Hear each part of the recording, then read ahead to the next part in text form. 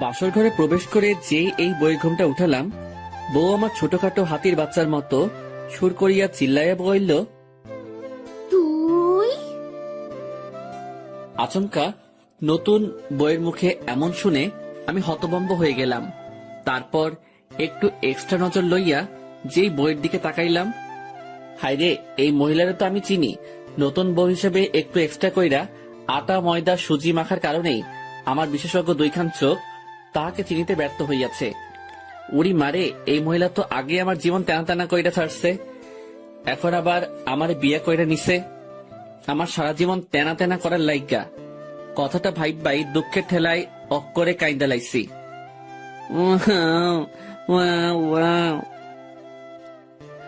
আসলে দুঃখের কথা কি আর কোমরে ভাই, এই মাইয়া আমার এক্স গার্লফ্রেন্ড, নাম রিয়া ওরফে মহিলা শয়তান।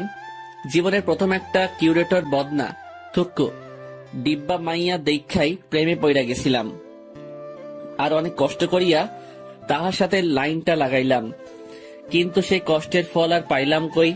3 মাস এই বজ্জাত বেডির লগে রিলেশন ছিল, আর এই 3 মাসেই আমার মতো একটা পিচ্চি কিউট বলারে অক্করে থাকার কইতে পারমু না।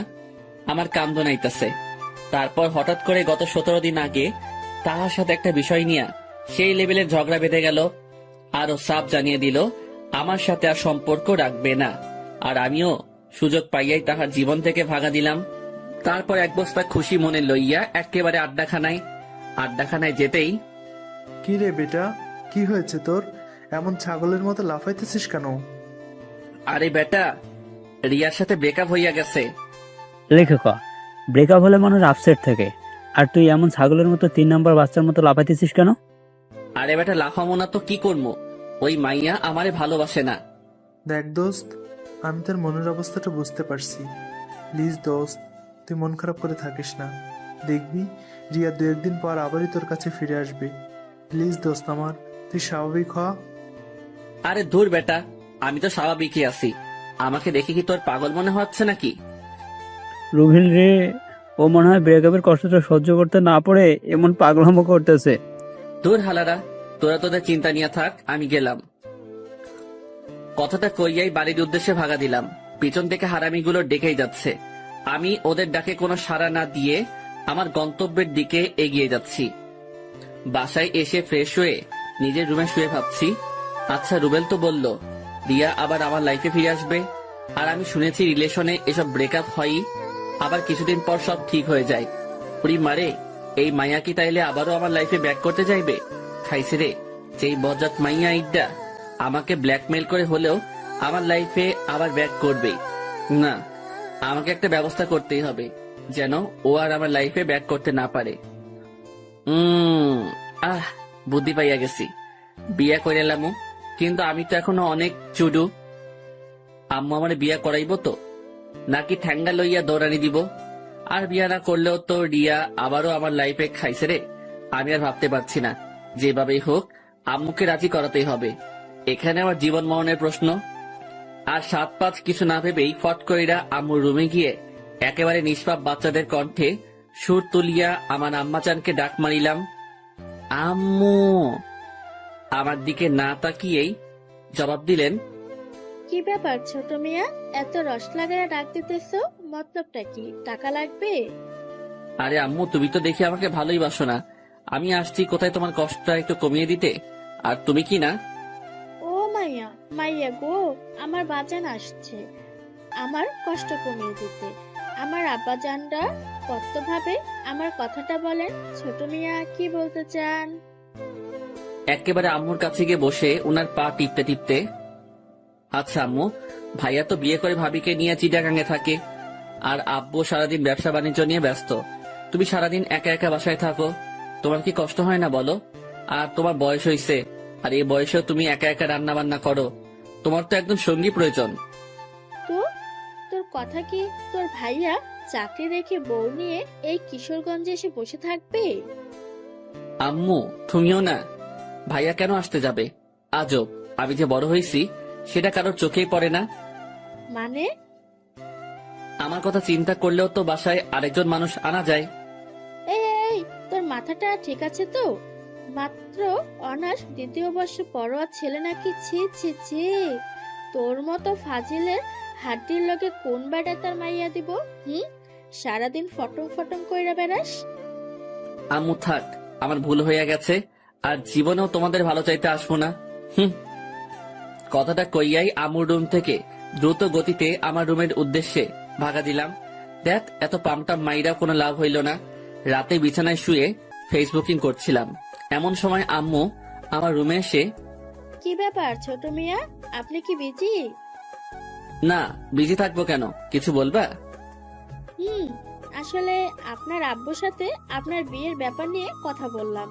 উনিও বললেন বাড়িতে একজন মানুষের প্রয়োজনই, তাই আমিও ভাবলাম আপনার প্রস্তাবটা রাখা যায়। আচ্ছা, তুই কি প্রেম টেম করিস না? একেবারে সেই লেভেলে সাধু সাহিত্যা বললাম।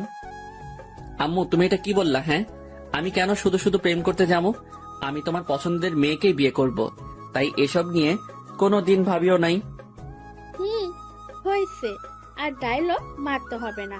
আকাম্মা, একটা প্রেমও করতে পারিস নাই, আর তোর সাথে কোন মাইয়া প্রেম করতে আসবে? তোর মতো ফাজিল ব্যাডারে কোন মাইয়া পছন্দ করবে? দেখছেন নি কারবারটা, আমারে খোটা দিতেছে। এই মহিলা, তুমি আমার আম্মু না হইলে ইচ্ছা মতো এক গাঁটি কথা শোনাই দিতাম। আম্মু লাগো, তাই কিছু কইলাম না। আম্মু, এটা কিন্তু বেশি হয়ে যাচ্ছে। হয়েছে, আর ঢং করতে হবে না। আমার একটা বান্ধবীর মেয়ে আছে, শুনেছি মেয়েটা খুব লক্ষ্মী। কালকে 12টার দিকে ওখানে যাব, তুই রেডি থাকিস। আম্মু শোনো না, তুমি আব্বুকে নিয়ে দেখে আসো, পছন্দ হলে কথাবার্তা বাঁকা করে আসবা। আমি তোমার পছন্দের মেয়েকেই বিয়ে করব, আমি ওকে একটাবারের জন্য দেখতেও চাইবো না। মানে কি, তুই বিয়ে করবি অথচ তুই মেয়ে দেখবি না? আম্মু, আসলে আমিও দেখতে চাই আমার আম্মুনিটা কেমন মেয়ে আমার জন্য পছন্দ করে। আমি একেবারে বাসর ঘরেই দেখবো। ভাইরে, তারপর বাসর ঘরে আইসা দেখি ওই মাইয়া আর কেউ না, ওইটাই রিয়ানি। বেশি বাল পাকনামি করতে গিয়া নিজে ধরা খাইয়া গেলাম। কথায় আছে না, অতি চালাকের গলায় দড়ি, যেখানে বাঘের ভয় সেখানেই রাত হয়। তারপর আমি রিয়াকে বললাম, ওই সেরি, তুই শেষমেশ আমার ঘাড়ে চাপলি। বইন রে, আমি তোর কি ক্ষতি করছিলাম? কিল্লাই আমার জীবনটারে তেনা তেনা করবি? আমার কাছে এসে আমার মুখের কাছে আঙুল এনে, ওই হারামজাদা, আমি তোর ঘাড়ে চাপতে যাব কেন? তুই আমাকে জেনে শুনে বিয়ে করেছিস। আমি কেন যে আম্মুর কথায় রাজি হয়ে গেলাম, একটাবার দেখলাম না কাকে বিয়ে করছি। ওই হারামজাদা, তুই তো আমাকে বিয়ের আগে দেখছিস, আর সেই জন্যই বিয়ের আগে আমার সাথে দেখা করতে চাসনি। আমার ঠেটা পড়ছে। তোর মতো বজ্জাত মহিলারে বিয়া করতে শয়তানের নানি, তুই আগে আমার জীবনটা শেষ কইরা এখন আবার আমারে বিয়া কইরা নিছস। ওই তোর সমস্যাটা কি? হ্যাঁ, আমারে শান্তিতে থাকতে দিবি না? এমন সময় আমাদের দরজায় ঠক ঠক করে কেউ একজন নক করলো। কে? আমি তোমার আম্মা জান, দরজাটা খোলেন। খাইছে রে। আম্মু এই সময় কেন আসলো? আমাদের ঝগড়াঝাটি শুনে ফেললো না তো? আমি মুহূর্তের মধ্যেই এক বালতি দুশ্চিন্তা লইয়া রিয়ার দিকে তাকাতেই দেখি মাইয়া একেবারে অবুঝ বালিকার মতো ইয়া বড় একখান ঘোমটা দিয়া বসাইচা বৈশা আছে। আমি দরজা খোলা মাত্রই আম্মু রুমে ঢুকে, কি ব্যাপার, এত চেঁচামেচি করছিলি কেন? একেবারে সাধু সাইচা বললাম, আম্মু চেঁচামেচি মানে কি বলতেছো সব? ওই, এত ন্যাকা সাজা লাগবে না, বল কি করছিস? আম্মুর কাছে গিয়ে ফিসফিস করে, আম্মু নতুন বইয়ের সামনে কি সব আবল তাবল বলতেছো? বাসরাতে কেউ চেঁচামেচি করে? আম্মু, আমি নিশ্চিত তুমি আজকে প্রেশারের ওষুধ খাও নাই, বয়স হয়েছে তো তাই এমন ভুলভাল শুনতেছো। একেবারে মক্কেল সাইচ্চা। বাজান, আমি হয়তো ভুল শুনেছি। আচ্ছা, আমি যাচ্ছি। তারপর আম্মু রুম থেকে যেতেই দরজা লাগিয়ে যেই রিয়ার দিকে তাকালাম, দেখি মাইয়া একেবারে পুরো খাট দখল কইরা ঘুমের রাজ্যে আরোহণ করিতেছে। আহ, কি মায়াবী চেহারা গো! এই চেহারার দিকে তাকিয়ে নিমিষেই একটা জনম পার করে দেওয়া যায়। আমি ওর কাছে গিয়ে ডাক দিলাম, বউ, বউ গো। কি হইছে? এত রস লাগিয়ে বউ বললে চিল্লাইতেছো কেন? না মানে আমি ঘুমাবো। তো ঘুমাও। না মানে তুমি তো পুরো খাট দখল করে আছো, কই ঘুমামো? বাবুই। মুহূর্তের মধ্যেই ফট কইরা একেবারে ওর কাছে গিয়া, বলো না গো সোনা আমার। তুমি চুপচাপ এখন ফ্লোরে বিছানা করে ঘুমিয়ে যাও। কেমন? নয়তো কপালে অনেক দুঃখ আছে। একেবারে কবি কবি ভাব লইয়া। ওগো, তুমি যখন ছিলে গভীর ঘুমে, তখনই তোমাকে দেখিয়ে আমি হাদারাম পড়িয়াছি প্রেমে। শোনো না, বলছিলাম যে আমরা আগের সবকিছু ভুলে গেলে হয় না। চলো না দুজন আবার নতুন করে শুরু করি এক রোমান্টিক প্রেমের ইতিহাস। ওই, তোর এসব ঢংবাজি পকেটে রাখ। একটু আগে আমাকে কি বলছিস? আমি কিচ্ছু বলি নাই। ওলে আমার লক্ষ্মীটা, ওইগুলো তো রাগ করে বলছি। আমি তোকে খুব ভালো করে চিনি। কে যেন বলছিলি আমি শয়তানের নানি, তারপর আমি তোর জীবন টানা টানা করে ফেলছি। তো এখন আমার কাছে কি? বলছিলাম কি, মানে আমাকে এইবারের মতো মাফ করে দেওয়া যায় না? ও হ্যালো, তোকে আমার হারে হারে চেনা আছে বজ্জাত বেটা। না, এখন আর সহ্য করা যাচ্ছে না। আমাকে অপমান করা হচ্ছে। না না না, আমার জন্য এখন আমি আমার পুরো পুরুষ জাতিকে নারীর কাছে ছোট করতে পারি না। ঝগড়া যখন করেছি আরো করব, তবুও আমাদের পুরুষ জাতিকে নারীর কাছে মাথা নত করতে দেব না ইনশাল্লাহ। ভাইরা আমার, চিল্লাইকন ঠিক কিনা? আসলে একটা কথা কি জানিস, কুকুরের লেজ কখনো সোজা হয় না। তেমনি তোদের মতো কিছু মেয়ে আছে যাদেরকে সম্মান দিলে সেটার মূল্য বুঝে না, বরং এটাকে তোরা পুরুষ জাতির দুর্বলতা ভাবিস। দেখ, আমি এই খাটেই ঘুমাবো, তোর ইচ্ছে হলে আমার পাশে ঘুমা, নয়তো নিচেও ঘুমাতে পারেন। কথাটা বলার সাথে সাথেই রিয়া ফট কইরা বিছানা থেকে নেমে গিয়ে হাতে ফল কাটা ছুরিটা নিয়ে আমার দিকে এগোতে লাগলো। উড়ি মারে, আমার ডর করতেছে। বাবু, তুমি ফল কাটা ছুরি নিয়ে এদিকে আসতেছো কেন? ছুরিটা আমার গলার কাছে এনে নাম, বিছানা থেকে নাম। আমিও সাথে সাথে ব্যাককেলের মতো বিছানা থেকে নেমে গেলাম। না, আমি তোমার সব কথা শুনবো, তুমি যা বলবো আমি তাই করব। আমি জীবনেও খাটে ঘুমাবো না, আমারে ছাইরা দাও। আমার গলার কাছ থেকে ছুরিটা সরিয়ে মনে থাকে যেন, মাইন্ড ইট। তারপর রিয়া ছুরিটা ওর বালিশের কাছে রেখে নিশ্চিন্তে শুয়ে পড়লো। আর আমিও সুযোগ বুঝছা ঠাস কইরা ছুরিটা আমার হাতে লইয়া একেবারে বাংলা সিনেমার ডিপ জলের মতো হু হু কইরা এক গাঁটটি হাইসা কইলাম, তোরে আজকে খাইছি। সাথে সাথে রিয়া আর কোনো কথা কইয়াই একেবারে হোসাইন বোল্টের গতিতে খেইচ্ছা দৌড়। লে খোকা মাইয়া তো দরজা খুইলা বাইরে চইলা গেছে। ঠোঁটের উপর হাতের আঙুল দিয়া মুখখানা চাইপা ধইরা একখান হাসি দিলাম, যেন মুখে মশা ঢুইক্কা না যায়। মাইয়া আমারে ডরাইছে। ঠিক তখনই আমার ডান কান একটু ব্যথা অনুভব করাই, যেই কানে হাত দিলাম দেখি আম্মুর হাত। আম্মু ছাড়ো, লাগছে তো। এক বস্তা রাগ মাথায় লইয়া, তুই মানুষ হবি না? আম্মু তুমি এটা কি বললা? তাইলে আমি কি ভিনদেশি এলিয়েন নাকি? ওরে খোদা, পৃথিবীতে এত মানুষ থাকতে এই আইটেমটাকে আমার কাছে পাঠাতে হলো। ওই, তুই বৌমাকে মেনে নিচ্ছিস না কেন? প্রবলেমটা কি তোর? এক দিব্যা রহস্য মাথায় লইয়া, মেনে নিচ্ছি না মানে? তোমার বৌমাই তো আমাকে মেনে নিচ্ছে না। আম্মু, আপনি ওনার কথা বিলিভ করেন না। আমাকে একটু আগে ছুরি দেখিয়ে বলেছে আমাকে নাকি উনি মেরে ফেলবে যদি আমি জোরপূর্বক স্ত্রীর অধিকার চাই। আম্মু দেখেন, ওনার হাতে এখনো ছুরিটা আছে। সাত, তুই এক্ষুনি এই রুম থেকে যা। যাবো মানে? কই যাবো আমি? আমাকে রুম থেকে ধাক্কা দিয়ে বের করে দিয়েই দরজা লাগিয়ে দিয়ে, তো যেখানে খুশি যা। যা শালা, এখন কি করবো? তারপর বাধ্য হয়ে আব্বুর রুমে গেলাম। আমাকে দেখা মাত্রই, তা বাপধন, এই বাসাটা তো কি আকাম করছেন আপনি যে সোজা আমার কাছেই ট্রান্সফার হতে হলো? আব্বু, আমারে আম্মু জোর কইরা বাসা থেকে তাড়াই দিছে। তুই প্লিজ আম্মুর একটু বুঝাইয়া বলো। আব্বাজান, আমি বলি কি, তুমি চুপচাপ এখন আমার পাশে শুয়ে পড়ো, সকালে যা করার করব। মানে কি? আজকে আমার বাসর রাত? দেখো বাপধন, দেশের ক্ষমতা এখন শেখ হাসিনার হাতে। আমরা পুরুষ একটু নির্যাতিত হবই, মেনে নে বাপধন, মেনে নে। শেষমেশ কোনো উপায় না পাইয়া আম্মু যখন মোর বউ লইয়া আমারে আব্বুর লগে থুইয়া মনে সুখে ঘুমাই যায়, ফাইটা যায়, বুকটা ফাইটা যায়, এই গানটা গাইতে গাইতে ঘুমাইয়া গেলাম। পরের দিন সকালে ঘুম ভাঙলো কয়েকটা সারের চেঁচামেচিতে। চোখ খুলতেই দেখি এইগুলা কোনো জীবন্ত সার নয়, আমার পরাণের হারামি বন্ধু ওরফে ভন্ডুগুলা।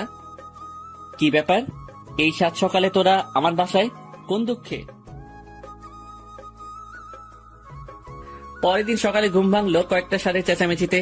চোখ খুলতেই দেখি এইগুলা কোনো জীবন্ত সার নয়, আমার পরাণের হারামি বন্ধু ওরফে ভন্ডুগুলা। কি ব্যাপার, এই সাত সকালে তোরা আমার বাসায় কোন দুঃখে? তোরে কালাইতে আসছি। কেন? আমি কি তোর বইনরে লইয়া ভাগা দিছি নাকি? হারামজাদাই একা একা বিয়ে করে নিলে আমাদের একটা বড় জানানোর প্রয়োজন মনে করলি না? ভাইরে, হঠাৎ করে হয়ে গিয়েছে। বিলিভ কর দোস্ত, আমি নিজেই জানতাম না যে তখন আমার বিয়ে। শোন ভাই, তোর এসব ঢপবাজিতে আমাদেরকে গলাতে পারবি না। দে, এখন আমাদের ট্রিটটা দে। লে খোকা, ট্রিট? এটা আবার কি? মাম্মা, এসব ন্যাকামো রাইখা চুপচাপ আমাদের ভলিউমটা দিয়ে দাও, নয়তো। নয়তো কি? নয়তো তোমার বইয়ের কাছে ইনিয়ে বিনিয়ে অনেক কাহিনী কয়া দিমু, পরে ঠেলা বুঝবা। তো জানা। তারপর আমি মনে মনে বললাম, একটাবার চেহারা খান দেখলে এমনিতেই ঠান্ডা হয়ে যাবি। মুহূর্তের মধ্যে দুইটা একেবারে ভিলেনের মতো ভাব লইয়া কইল, আব্বে তোর বউ কই? আমার রুমেই আছে, যাও। 2 মিনিট পর হারামি দুইটা বদনা দুঃখ মনে লইয়া আমার কাছে ফিরিয়া আসিয়া কইল, মামা, কেমনে কি? রিয়া তোর বউ? ভাইরে, সবই আমার বাল পাকনামির ফল। তারপর হারামি গুলারে সব কাহিনী খুইল্লা কইলাম। তাহলে এখন কি করবি? রিয়া তোকে মেনেও নিচ্ছে না। আরে দোস্ত, সময় নে, মেয়ে মানুষের মন, একটু মিষ্টি মিষ্টি কথা বলবি, মাঝে মাঝে সারপ্রাইজ দিবি, ওর ছোট ছোট আবদারগুলো পূরণ করবি, ব্যাস কাজ হয়ে যাবে। দূর, আরে বেটা, মেনে নেওয়াটা জরুরি না, কিন্তু ও তো আমাকে সারাক্ষণই প্যারা দেয়। আমি না প্যারা সহ্য করতে পারি না। আচ্ছা দোস্ত, টেনশন করিস না, সব ঠিক হয়ে যাবে। আমাদের এখন যেতে হবে। সে কি? নাস্তা করে যা। না রে দোস্ত, বড় অপুর শরীরটা অনেক খারাপ, ওনাকে এখন দেখতে যাব। ও আচ্ছা, তাহলে যা, আর আপুর কি অবস্থা সেটা জানাস। তারপর রুবেল আর হাবিব চলে যাওয়ার পর আমি একটু বাইরে হাঁটতে বের হলাম। বলে রাখা ভালো যে অতিরিক্ত গরমের কারণে আমি লুঙ্গি পরে বের হয়েছিলাম। রাস্তায় একা একা হাঁটতেছি আর গান গাইতেছি। ভালোই ছিলাম আমি হাঙ্গা কইরা, এখন আমি কান্দি বইয়া বইয়া। এমন সময় পাশে এক ভ্যান চালক ডাক দিয়ে বলল, বাবা, আমার ভ্যানটা ধাক্কা দিয়ে উঠাইয়া দিবা। তাকিয়ে দেখি ভ্যানের একটা চাকা ভাঙ্গায় পড়ে আটকে গেছে। লোকটা মোটামুটি বৃদ্ধ, তাই একা তার পক্ষে এই ভ্যানটা ওঠানোর সামর্থ্য নেই। আমিও একটু মানবতা দেখিয়ে ধাক্কা দিয়ে উঠিয়ে দিলাম। তারপর একটু এদিক ওদিক ঘোরাঘুরি করে যেই বাসায় পৌঁছালাম, দেখে আম্মু ঠ্যাঙ্গা লইয়া আমার দিকে এগিয়ে আসছে। আমিও ফট কইরা আব্বুর পিছনে লুকাইয়া গিয়া আম্মুরে কইলাম, আম্মু, আবার কি হইছে? এই, তোর কি কোনো কমন সেন্স নাই? লেখকা, আমি আবার কি করলাম? তারপর আম্মু মোবাইলের স্ক্রিনের ইশারা করে বলল, এসব কি? আমি যেই মোবাইলের স্ক্রিনে তাকালাম, দেখে আমার লুঙ্গি পরে একটা ছবি। খাইছে রে, এটা তো একটু আগে কেউ তুলছে। একটু আগে ওই ভ্যান গাড়িটা যখন ধাক্কা দিচ্ছিলাম তখন তুলে নিয়েছে। আর ছবিতে ক্যাপশন দিয়েছে, বিয়ের রাত পার না হতেই ভ্যান চালকের খাতায় নাম লিখালেন এক যুবক। কেমনটা লাগে? এই কামটা কেডা করলো? এই হারামজাদা, আমি কি তোকে কোনোদিন কোনো কিছুর অভাব দিয়েছি? তুই কি জন্য ভ্যান গাড়ি চালাতে গেলি? উফ, তুই আমার মান সম্মান কিছু রাখলি না। আব্বু, বিশ্বাস করো, আমি ভ্যান গাড়ি চালাই নাই। তারপর সকালের ঘটনা পুরোটা খুলে বললাম। সবই বুঝলাম, কিন্তু এই কাজটা করলো কে? আমিও তো ওইটাই ভাবছি। আব্বু, এটা আপনার ছেলেরই কাজ। যেন এই নিউজ দেখে আমার ফ্যামিলি অপমানিত হয়, সেই জন্য এই কাজ করছে। ওরে খোদা, আমি কই যাবো? নিজের সম্মান কোন বলদে ধুলাই মিশাইতে চাই? আমি এত কিছু বুঝি না, তোকে কতবার মানা করছি লুঙ্গি পইরা বাহিরে বের না হতে। এখন এই নিউজ যে ভুল, এটা সবার কাছে প্রমাণ কর, নয়তো এই বাসার জায়গা নেই, ভ্যান চালায়া খাবি। আচ্ছা। তারপর রুবেলকে কল দিলাম। কি রে বেটা, ভ্যান চালায় কত ইনকাম করলি? দেখ ভাই, আমি একদমই ফানি মোডে নাই। প্লিজ তুই তাড়াতাড়ি আড্ডাখানায় আয়, আচ্ছা, আসতেছি। আর হাবিবকেও নিয়ে আসবি। তারপর সোজা আড্ডাখানায় গিয়ে 3 হারামি এক হইলাম। আচ্ছা, মূল কাহিনীটা একটু বলতো। তারপর আমি ওদেরকে সব কাহিনী খুলে বললাম। সবই বুঝলাম, কিন্তু এই কাজটা কি করেছে সেটা আগে আমাদের জানতে হবে। আর আইডিটা তো ফেক, হ্যাক করা ছাড়া কোনো উপায় নেই। প্লিজ ভাই, যেইভাবেই হোক আমাকে বাঁচা। আচ্ছা, আমি আমার ফ্রেন্ডকে আইডি লিঙ্কটা দিচ্ছি। ও অনেক ভালো হ্যাকার। আশা করি আইডিটা হ্যাক করতে পারলেই সব সমস্যার সমাধান করা যাবে। তারপর রুবেল তার ফ্রেন্ডকে আমাদের সমস্যা খুলে বলে। তারপর আইডি লিঙ্কটা ওকে দিয়ে দিল। প্রায় 2 ঘন্টা পর রুবেলের ফ্রেন্ড জানালো আইডিটা হ্যাক করতে সক্ষম হয়েছে। তারপর রুবেলের কাছে আইডির ইমেল অ্যাড্রেস আর পাসওয়ার্ড পাঠালো। আমরা আইডিটাতে লগ ইন করে যা দেখলাম তা দেখার জন্য আমরা কেউই প্রস্তুত ছিলাম না। এ কি, এই আইডিটা তো কামরুলের। কামরুল হচ্ছে রুবেলের চাচাতো ভাই। কি কামরুল্লাহ এই কাম করছে? হালারে আইজা কুইটা লাভাম। আচ্ছা দোস্ত, আগে মাথা ঠান্ডা কর, রুমাইল্লারে সার্চ করতেছি। রুবেল, কামরুল্লাহরে কল দে। দেখ দোস্ত, ও তো আমার ভাই, এখানে আমি থাকলে প্রবলেম হবে, আমি যাই। রুবেল ঠিক বলেছে। তাছাড়া রুবেল আমাদের সাথে থাকলে ওকে আমরা কিছুই করতে পারবো না। আমি এত কিছু বুঝি না, তুই কামরুল্লাহরে এখনই এখানে হাজির কর। তারপর কামরুল্লাহরে কল দিয়ে আমাদের আড্ডাখানায় হাজির কইরা ক্লাবের দরজা লাগিয়ে ইচ্ছে মতো কেলানোর পর ওই তোরা দুইটা আমাকে এইভাবে মারতেছিস কেন? আমি কি করেছি? তা মামা, তুমি আমার লুঙ্গি পরা পিক তুইল্লা এত সুন্দর একটা ক্যাপশন দিয়া ফেবুতে পোস্ট করলা কেন? এই পোস্ট আমি করি নাই। ওই হালা, তোর আইডির পাসওয়ার্ড কিন্তু আমাদের কাছে আছে, আর এই আইডি যে তোর তার অনেক প্রমাণও রয়েছে। কিন্তু আইডির পাসওয়ার্ড কেমনে পাইলি? পেয়েছি কোনো একভাবে। এখন বল, তুই এই আকাম কার কথাই করছিস? ভালো করছি। মনে আছে আমার জরিনের সাথে রিলেশনটা কিভাবে ভাঙছিলি? 7 মাস সাধনা করে ওর সাথে সম্পর্কটা করেছিলাম, তারপর সকিনের সাথে রিলেশনে গেলাম। 3 মাস আগে ওই রিলেশনটা কিভাবে ভাঙছিলি মনে আছে? গত 3 মাস আগে বাজারের দিকে যাচ্ছিলাম, তখনই খেয়াল করলাম কামরুল্লাহ চকিনার সাথে বৈশা মনের সুখে প্রেম চালাইয়া যাইতেছে। আমি কামরুলকে জিজ্ঞেস করলাম, মামা কি অবস্থা? হালাই তার গার্লফ্রেন্ডের সামনে এমন ভাব লইল যেন আমাকেও চেনেই না। তারপর কামরুলের গার্লফ্রেন্ড সকিনা কামরুলকে জিজ্ঞাসা করলো, বাবু এই হ্যান্ডুটা কে গো? আর সাথে সাথে কামরুল্লাহ কইল, আরে এলাকার পোলা, মাঝে মাঝে হেল্প করি, তাই যেখানে আমাকে দেখে একটু সম্মান করে আর কি। আমি মনে মনে কইলাম, দেখছনি কারবারটা, হালাই ওর গার্লফ্রেন্ডের সামনে আমরা ছোট করছে, দাঁড়া তোরে বাসটা দিতেছি। তারপর যেই ভাবা সেই কাজ, কামরুল্লাহ রে ওর গার্লফ্রেন্ডের সামনে কিছু ভাষণ শুনাইয়া দিলাম। কিরে কামরুল্লাহ, তোর মধ্যে কি একটু মনুষ্যত্ব নাই? কয়েক মাস আগে জরিনার লাইফটা শেষ করলি, মায়াটা এখন ওপারে যাবে, তারপর গেলি মর্জিনার লাইফে, এখন মর্জিনারে নদীর পাড়ে দাঁড় করিয়ে রেখে এখানে আরেক মাইয়ার লগে টাঙ্কি মারস। আর কয়টা মাইয়ার জীবন এভাবে নষ্ট করবি? মর্জিনা নদীর পাড়ে দাঁড়িয়ে আছে, আমি আসার সময় তোর কথা জিজ্ঞেস করছিল, ভালো হ। কথাগুলো এক নিমিষে কইয়াই প্যান্টের পকেটে হাত ঢুকাইয়া থুকু। তখন লুঙ্গি পরা ছিলাম, লুঙ্গির এক কোনা কাঁধের উপর তুইলা এক বালতি খুশি মনে লইয়া একেবারে তামিল সিনেমার নায়কদের মতো স্টাইল কইরা ওই স্থান থেকে ভাগা দিলাম। আর ততক্ষণে কামরুল আর সকিনার প্রেম কাহিনী ইতিহাসের স্মৃতির পাতায় স্থান করিয়া লইল। দেখ ভাই, ওই ঘটনার জন্য আমি সত্যি লজ্জিত, কিন্তু হালা তুই আমারে সবার কাছে এইভাবে ছোট করতে পারলি? তুই তো আমার ল্যাংটা কালায় দোস্ত ছিলি, তুই একটা মাইয়ার জন্য আমার উপর প্রতিশোধ নিতে পারলি? আসলে আমি এই কাজটার প্রতিশোধ নেওয়ার জন্য করি নাই, আসলে তোর বউ রিয়ার কথায় আমি এই কাজটা করেছি। রিয়ার কথায় তুই সাদকে এইভাবে ছোট করতে পারলি? ওই হারামজাদা, রিয়া তোরে কত টাকা দিয়েছে? আজব, টাকার জন্য কেউ এসব করে নাকি? রিয়া বলছে এই কাজটা করতে পারলে ফুলটুসির সাথে আমার লাইনটা করিয়ে দেবে, তাই করেছি। কামরুল্লার মুখে এই কথাটা শোনা মাত্রই আর এক মুহূর্ত দেরি না কইরা আমি আর হাবিব আবারও আধা ঘন্টা এই হালারে খেলাইলাম। তারপর ওর গুলটুমার্কা চেহারাটার কয়েকটা ছবি তুইলা ওর এই আইডিতেই, যে আইডিতে আমার লুঙ্গি পরা ছবিটা পোস্ট করেছিল, ওর ছবিগুলো পোস্ট কইরা ক্যাপশন দিলাম, সাদ ভাইয়ার নামে মিথ্যা গুজব ছড়ানোর পর আমার বর্তমান অবস্থা। তারপর কয়েক বস্তা রাগ মাথায় লইয়া বাসার উদ্দেশ্যে রওনা হলাম। না, রিয়াকে আজকে একটা শিক্ষা দিয়েই ছাড়বো, হারামজাদি বহুত বাইরে গেছে। তারপর বাসায় প্রবেশ করে যেই আমার রুমে ঢুকলাম, রিয়ারে দেখা তো ভাই আমি অক করে কাইত হইয়া গেছি। ভাইরে, আমার পছন্দের কালার ব্ল্যাক কালারের শাড়ি পরছে, তার উপর আবার হাতে লাল চুড়ি, খোলা চুল, গায়ে নুপুর।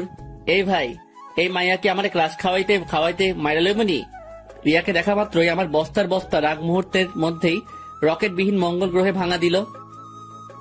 তারপর গান গাওয়া শুরু করলাম, আখ খেতে ছাগল বন্দি, জলে বন্দি মাছ, নারীর প্রেমে পুরুষ বন্দি, ঘোড়ায় 12 মাস। ও কি গো আমার মন ভালা না। এই কুখ্যাত গানটা গাইতে গাইতে একেবারে ছাদে চলে আসলাম। ছাদে বসে গল্প লিখছিলাম, এমন সময় রিয়া এসে বলল, কি মিস্টার, খাবেন না? আচ্ছা ভাই, তুই চাষটা কি বলতো? মানে কি, আবারও ঝগড়া করবা?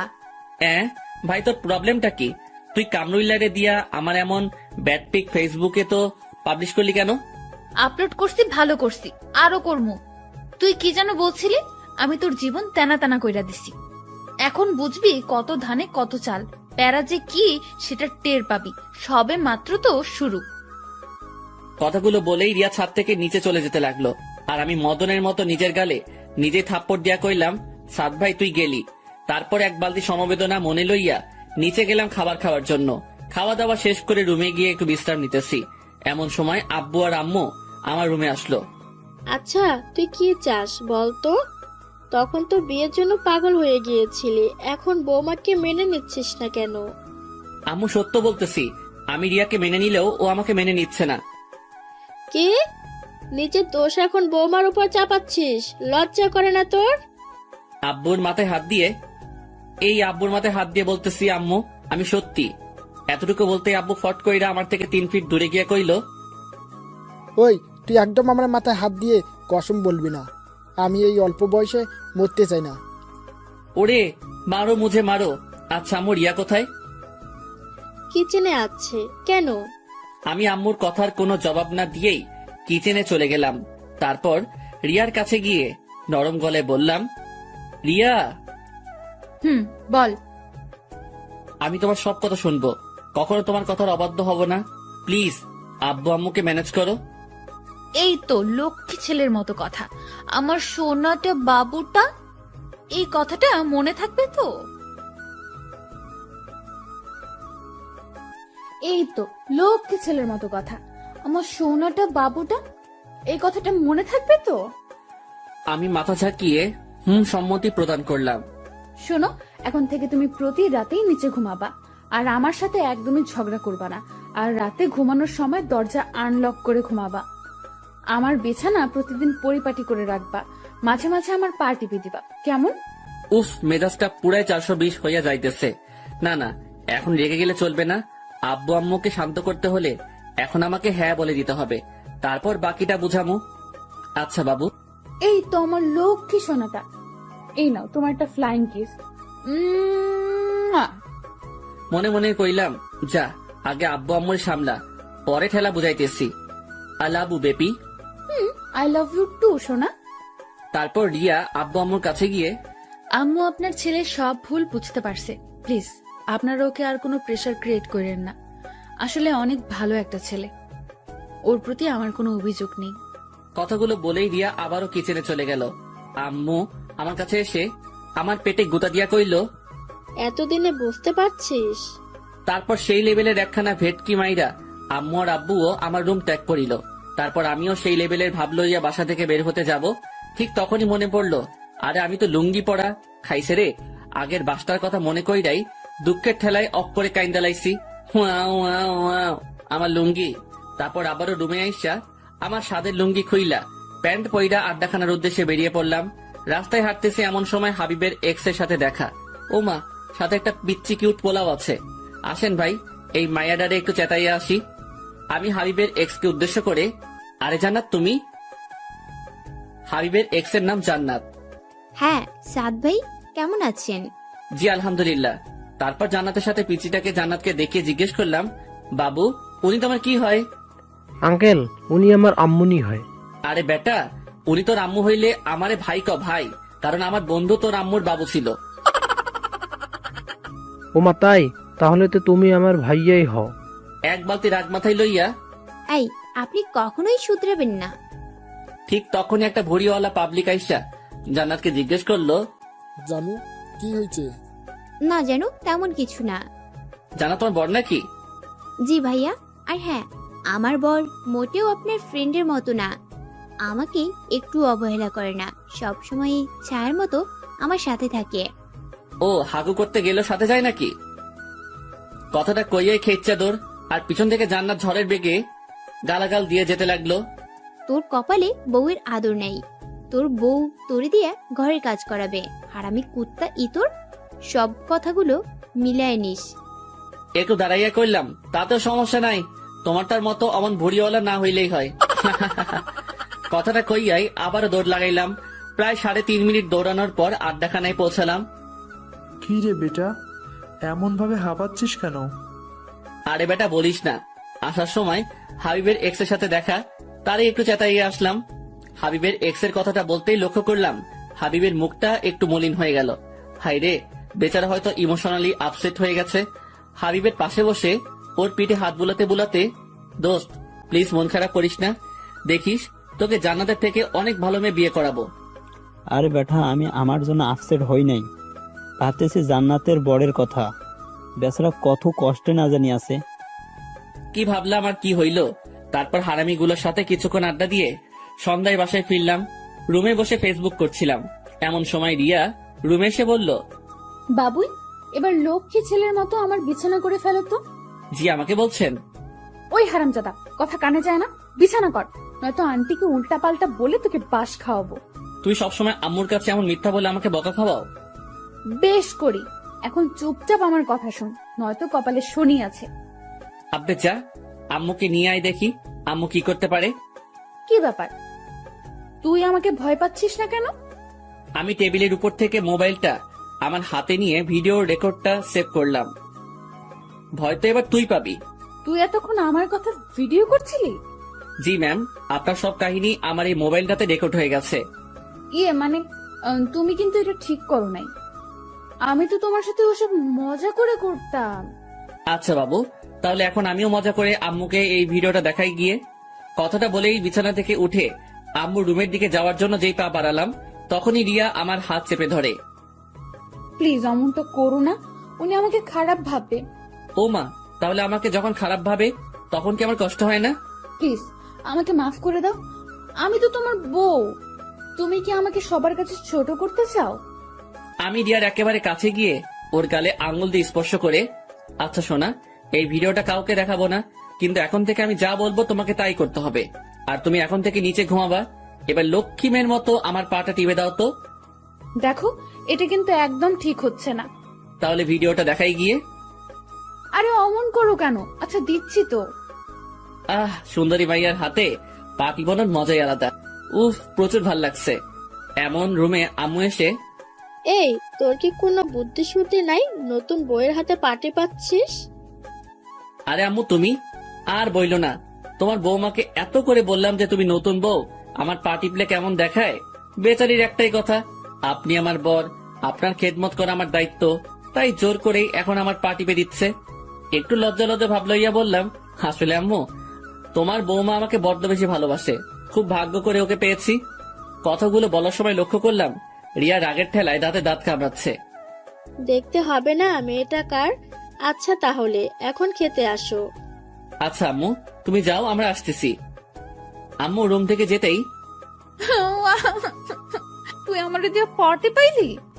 তুই একদমই ভালো না, খুব পচা, আমার মান সম্মান কিছুই রাখলো না। লে খোকা, তুই আমার পা টিপ্পা দিছিস, এতে আবার মান সম্মান যাবে কেন? বিয়ার পর প্রত্যেকটা মেয়ের দায়িত্ব তার স্বামীর পা টিপে দেওয়া। ভাইয়েরা আমার, চিল্লা এখন ঠিক কিনা? তুই সারা জীবন এমন হিংসুটটাই থাকবি। কথাটা কইয়াই রিয়া খাওয়ার জন্য খাবার টেবিলের উদ্দেশ্যে রুম থেকে বেরিয়ে যেতে লাগলো। চেতিস না বইন, আমি হাসা কথাই কইছি। এই যে পাঠকগণ, আপনারা একটু বইয়া জিরাইয়া লন, আমি খাইয়া আইতাছি। আর হ্যাঁ, আজকে খাওয়ার জন্য আপনাদের সাধবো না, অন্য একদিন খাওয়া মনে। এই কথাটা আমি মনে মনে কইতাছি, আপনারা শুনেন না কেমন? বাল খাওয়ামু আপনাগরে। এত পাবলিক খাওয়াইলে আমার আব্বাজানের পকেট ফাঁকা হইয়া যাইব। তারপর খাওয়া দাওয়া শেষ কইরা রুমে আসতেই রিয়ারে কইলাম, বাবু আমার বিছানাটা করে দাও তো। রিয়া এক বাটি রাগ লইয়া যেই আমার দিকে তাকাইলো, তখন আমিও মোবাইলটা নাড়াচাড়া কইরা তাকে দেখানো মাত্রই এক বদ্দা সমবেদনা আর এক বালতি রাগ মাথায় লইয়া বিছানাটা কোনোভাবে করেই সে নিচে বিছানা করে শুয়ে পড়লো। তারপর আমিও খুশিতে গদগদ করতে করতে কখন যে ঘুমিয়ে পড়লাম নিজে জানি না। রাত প্রায় 2টা, অকারণেই ঘুমটা ভেঙে গেল। হঠাৎ করেই কেন যেন রিয়ার দিকে আমার চোখটা আটকে গেল। মনের মধ্যে অজানা এক শিহরণে ভেতরটা কেমন যেন কেঁপে উঠল। চারিদিকে শুনশান নীরবতা। সত্যি কথা বলতে আমাদের এই রাতটা আমাদের ব্রহ্মাকেও অন্যরকম রূপ ধারণ করে দেয়। একদিন বিখ্যাত কবিদের মুখে শুনেছি, ঘুমন্ত অবস্থায় মেয়েদের নাকি অনেকটা অস্পর্শীর মতো লাগে, কিন্তু ঘুমন্ত অবস্থায় একটা মেয়ের চেহারায় যে এতটা মায়া যুক্ত হয় সেটা হয়তো আমরা নিজ চোখে না দেখলে বিশ্বাসই করতে পারবো না। ব্রহ্মাণ্ডের সকল মায়া যেন তার চেহারায় বিধাতা ঢেলে দিয়েছেন। হুট করে লক্ষ্য করলাম রিয়া একটু অতিরিক্ত ঠান্ডার কারণে গুটিসুটি বেড়ে শুয়ে আছে। তারপর বিছানা থেকে চাদরটা নিয়ে ওর গায়ের উপর দিয়ে ওর কপালটা একটা চুমু এঁকে দিলাম। সকালে নাস্তার টেবিলে বসে নাস্তা করেছি, এমন সময় আম্মু বলে উঠলো, সাদ, আজকে তো 3 দিন পূর্ণ হলো, তাই আজকে তোকে রিয়াকে নিয়ে রিয়াদের বাসায় যেতে হবে। আমাকে যেতে হবে কেন? তুমি গেলে সমস্যাটা কি? আমার এমন বোকাশোকা উত্তর শুনে রিয়া হুট করে হু হু করে হেসে উঠল। আহা কি হাসি! এই হাসির প্রেমে পড়েই আমি নির্দ্বিধায় পরলোক গমন করতে পারবো। আম্মু আমার এমন উত্তর শুনে আম্মু হাসবে না কাঁদবে বুঝে উঠতে পারছে না। তুই কি আমার সাথে মজা করছিস? আরে গাধা, বিয়ের 3 দিনের মাথায় স্বামী স্ত্রী দুজনকেই স্ত্রীর বাসায় যেতে হয়। আমিও তো তোর আম্মুকে নিয়ে গিয়েছিলাম। তোর নানা নানি কি যত্নটাই না করেছিল। আম্মু আমি একা যেতে পারবো না, আমার ডর করে। তাহলে আমার লক্ষ্মী, বিয়ে করার আগে তো ভয় লাগে নাই? রেডি হয়ে নে, কিছুক্ষণ পরেই রওনা হবি। ভাইরে, আমার আম্মুরে ক্যাডাই বুঝাইবো? আমি এখন অনেক ছোট, একলা একলা কেমনে যাবো? দুঃখের ঠেলায় অফ করে রানু মন্ডলের সেই কুখ্যাত গানটা আ আ কইরা মনের মধ্যে বাইজে উঠতেছে। বহু নেকামি কাহিনী এবং ঠেলাঠেলির পরও কোনো উপায় না দেখা বাধ্য হয়েই শ্বশুর বাড়ির উদ্দেশ্যে রিয়াকে নিয়ে রওনা হলাম। রাস্তায় গাড়ির মধ্যে রিয়ার দিকে তাকাইতেই মনের মধ্যে কাউয়ার মতো তাকা কইরা উঠল। আহারে, আমার না জানি কি হাল করে ওর বাসায় নিয়া। এই যে পাঠক ভাইয়েরা, আমার জন্য একটু দোয়া কইরেন। বুঝতেই পারছেন, প্রথম শ্বশুর বাড়িতে যাইতেছি। প্রায় 35 মিনিট পর জার্নি করার পর আমি আমার শ্বশুর বাড়িতে পৌঁছালাম। আহা, শ্বশুর বাড়িতে প্রবেশ করা মাত্রই মনটা একেবারে ফুরফুরা হইয়া গেল। আরে ভাও, কত যে আটাবতী, ময়দাবতী আর রূপবতী তরুণী ঝাঁক এখানে বিরাজ করিতেছে। উফ, আমি নাকি আমার শ্বশুর বাড়িতে আসতে গিয়ে এত ভয় পাচ্ছিলাম। কত বড় হাদারাম আমি। মনটাই কইতেছে মাহফুজুর রহমানের গান ফুল ভলিউম দিয়া শুই না, তার প্রতিশোধ নেই। কিন্তু ভাই, নিজের উপর প্রতিশোধ নিতেও কেমন যেন মায়া আছে। তাই আর কিছু না কইরাই আমাদের জন্য পরিপাটি করে রাখা রুমটাতে প্রবেশ করলাম। কিছুক্ষণ বিশ্রাম নেওয়ার পরই এক গাঁটটি মহিলা, থুক্কু যুবতী মাইয়া আইসা আমার চারিপাশে ঘ্যান ঘ্যান করিতে লাগিল। আহ, মাইয়াগুলো এক একটা কিউরেটর বদনা, ধুরু খুশি ঠেলায় আবল তাবল করে লাইতেছি। মাইয়াগুলো এক একটা কিউরেটর ডিব্বা। আহ, দেখলেই পরানটা জোড়াই যায়। এই ঝাঁক থেকে অনায়াসে 2-4টা গার্লফ্রেন্ড বাইসা লয়ন যাইব, কিন্তু আমি তো বিয়া করে লাইছি, তাই গার্লফ্রেন্ড লওয়া হইল না। তারপর শালিকাগুলোর সাথে কিছুক্ষণ আড্ডা দিয়া দুপুরে খাবার খাইয়া সেই আমার বিখ্যাত কাপড় লুঙ্গি পইরা একটু এক্সট্রা কইরা জামাই জামাই ভাব লইয়া শালিকাদের সাথে ঘুরতে বের হলাম। তারপর বেশ কিছুক্ষণ ঘুইরা টুইরা আবারও রিয়ানির কাছে ফিরে আসলাম। দেখি মহারানী আমার মনের শখে ঘুমাইতেছে।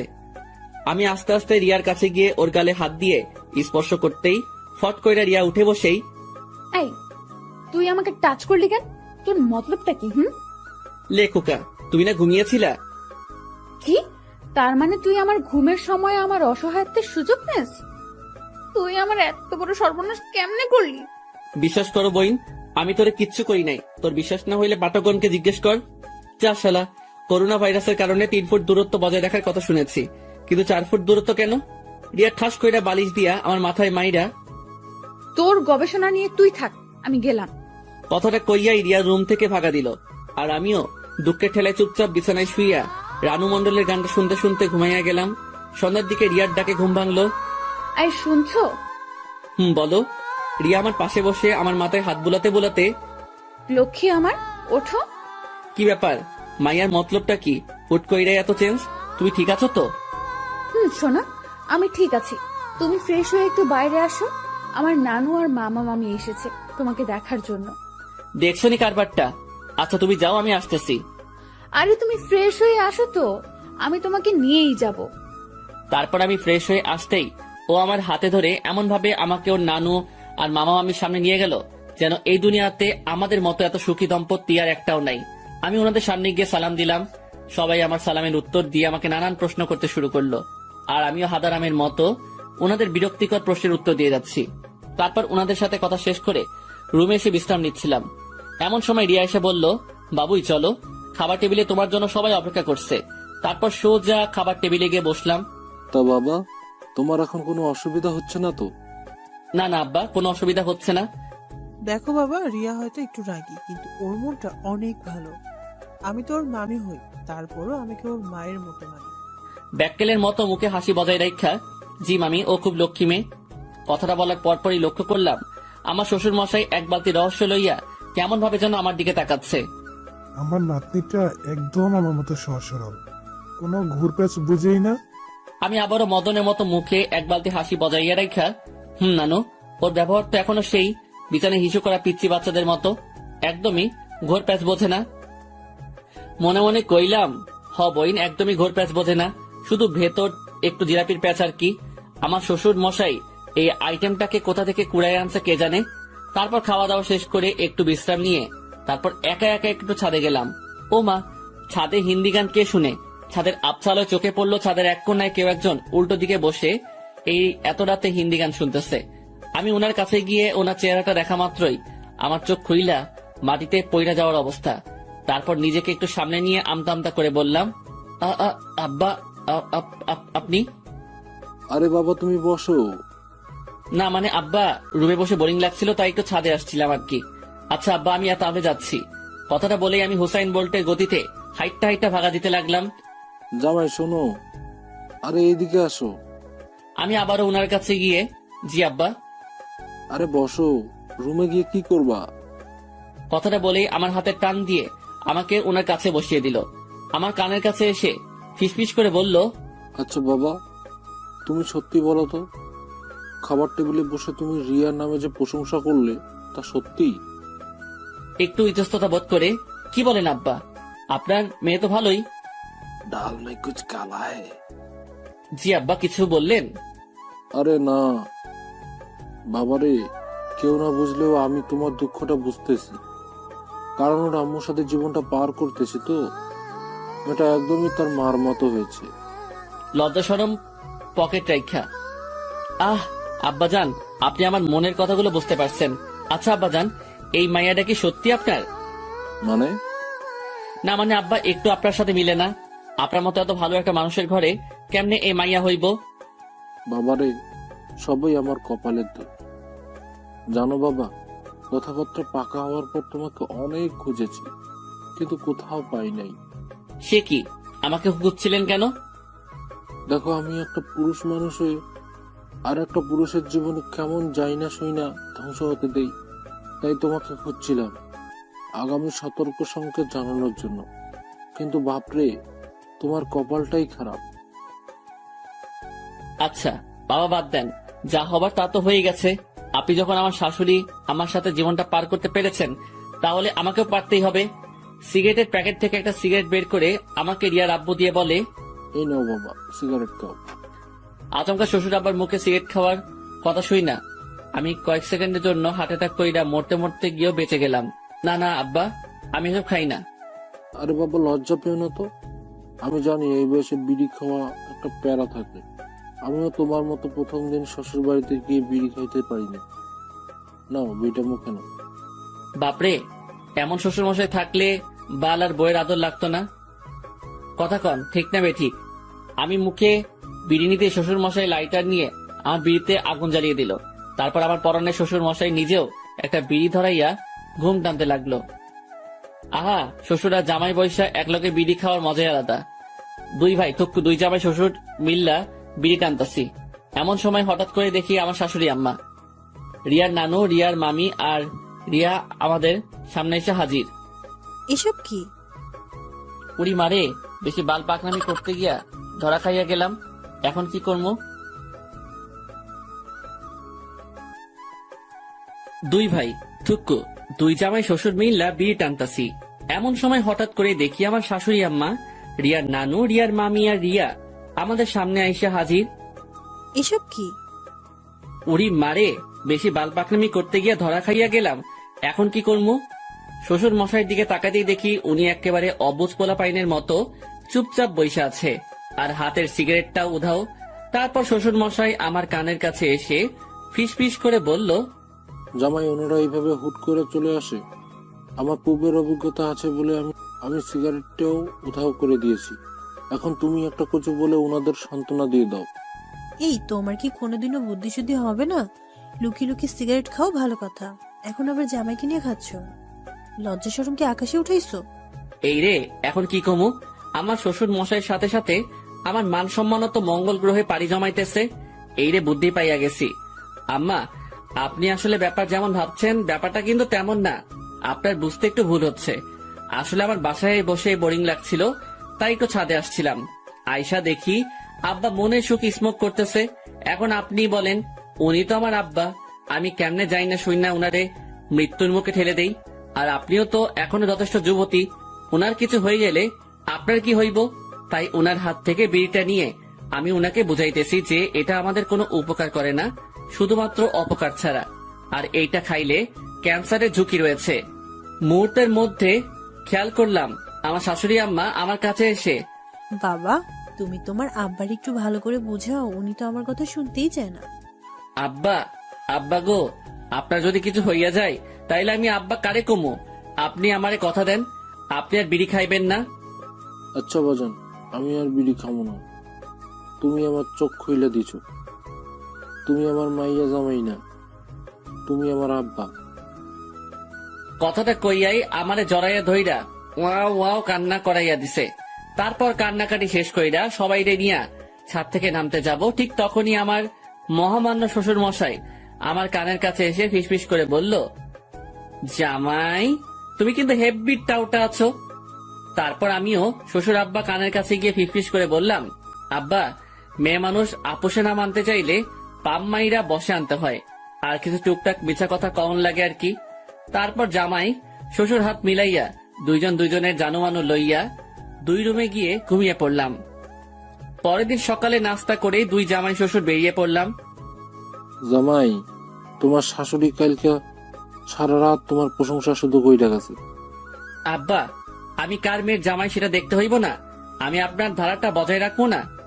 জামাই, তোমার সাথে আমার এমন মিল হইব জানলে কবেই তোমারে খুঁজা বাইর করতাম, আমার মাইয়ারে তোমার হাতে তুইলা দিতাম।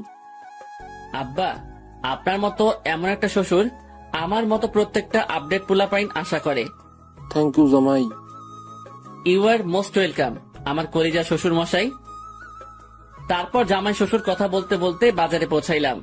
বাজান, আসো আকবাইজ দোকানের পেছনে গিয়ে 2টি বিড়ি খেয়ে আসি। আরে আব্বা, আপনি বিড়ি খাওয়ার জায়গাও রেডি কইরা রাখছেন? মনে মনে কয়েকবার চিল্লায় কইলাম, শ্বশুর মশাই জিন্দাবাদ। আরে বাবা, একটা সেফটির বিষয় আছে না, আমি তো লুকাইয়ে খাই, নয়তো তোমার শাশুড়ি জানলে পরে কিয়ামতের আলামত দেখাইবে। আব্বা, বুঝতে পারছি। তারপর বিড়ি খাওয়া শেষ কইরা 2 জন মিলে আবারও বাড়িতে চলে আসলাম। রাতে বিছানায় শুয়ে ফেসবুকিং করছিলাম, এমন সময় রিয়া এসে বলল, এই তুমি আম্মুকে কি উল্টাপাল্টা বলছো? আম্মু আমাকে বকা দিচ্ছে কেন? লেখুকা, আমি কখন আম্মারে কি কইলাম? তুমি আম্মুকে কেন বলছো আমি তোমার যত্ন করি না? ও মা, তা আমি কি মিথ্যা কথা বলছি নাকি? দেখো, আমি কোনো ঝামেলা করতে চাই না, তুমি আর এসব আম্মুকে বলবা না।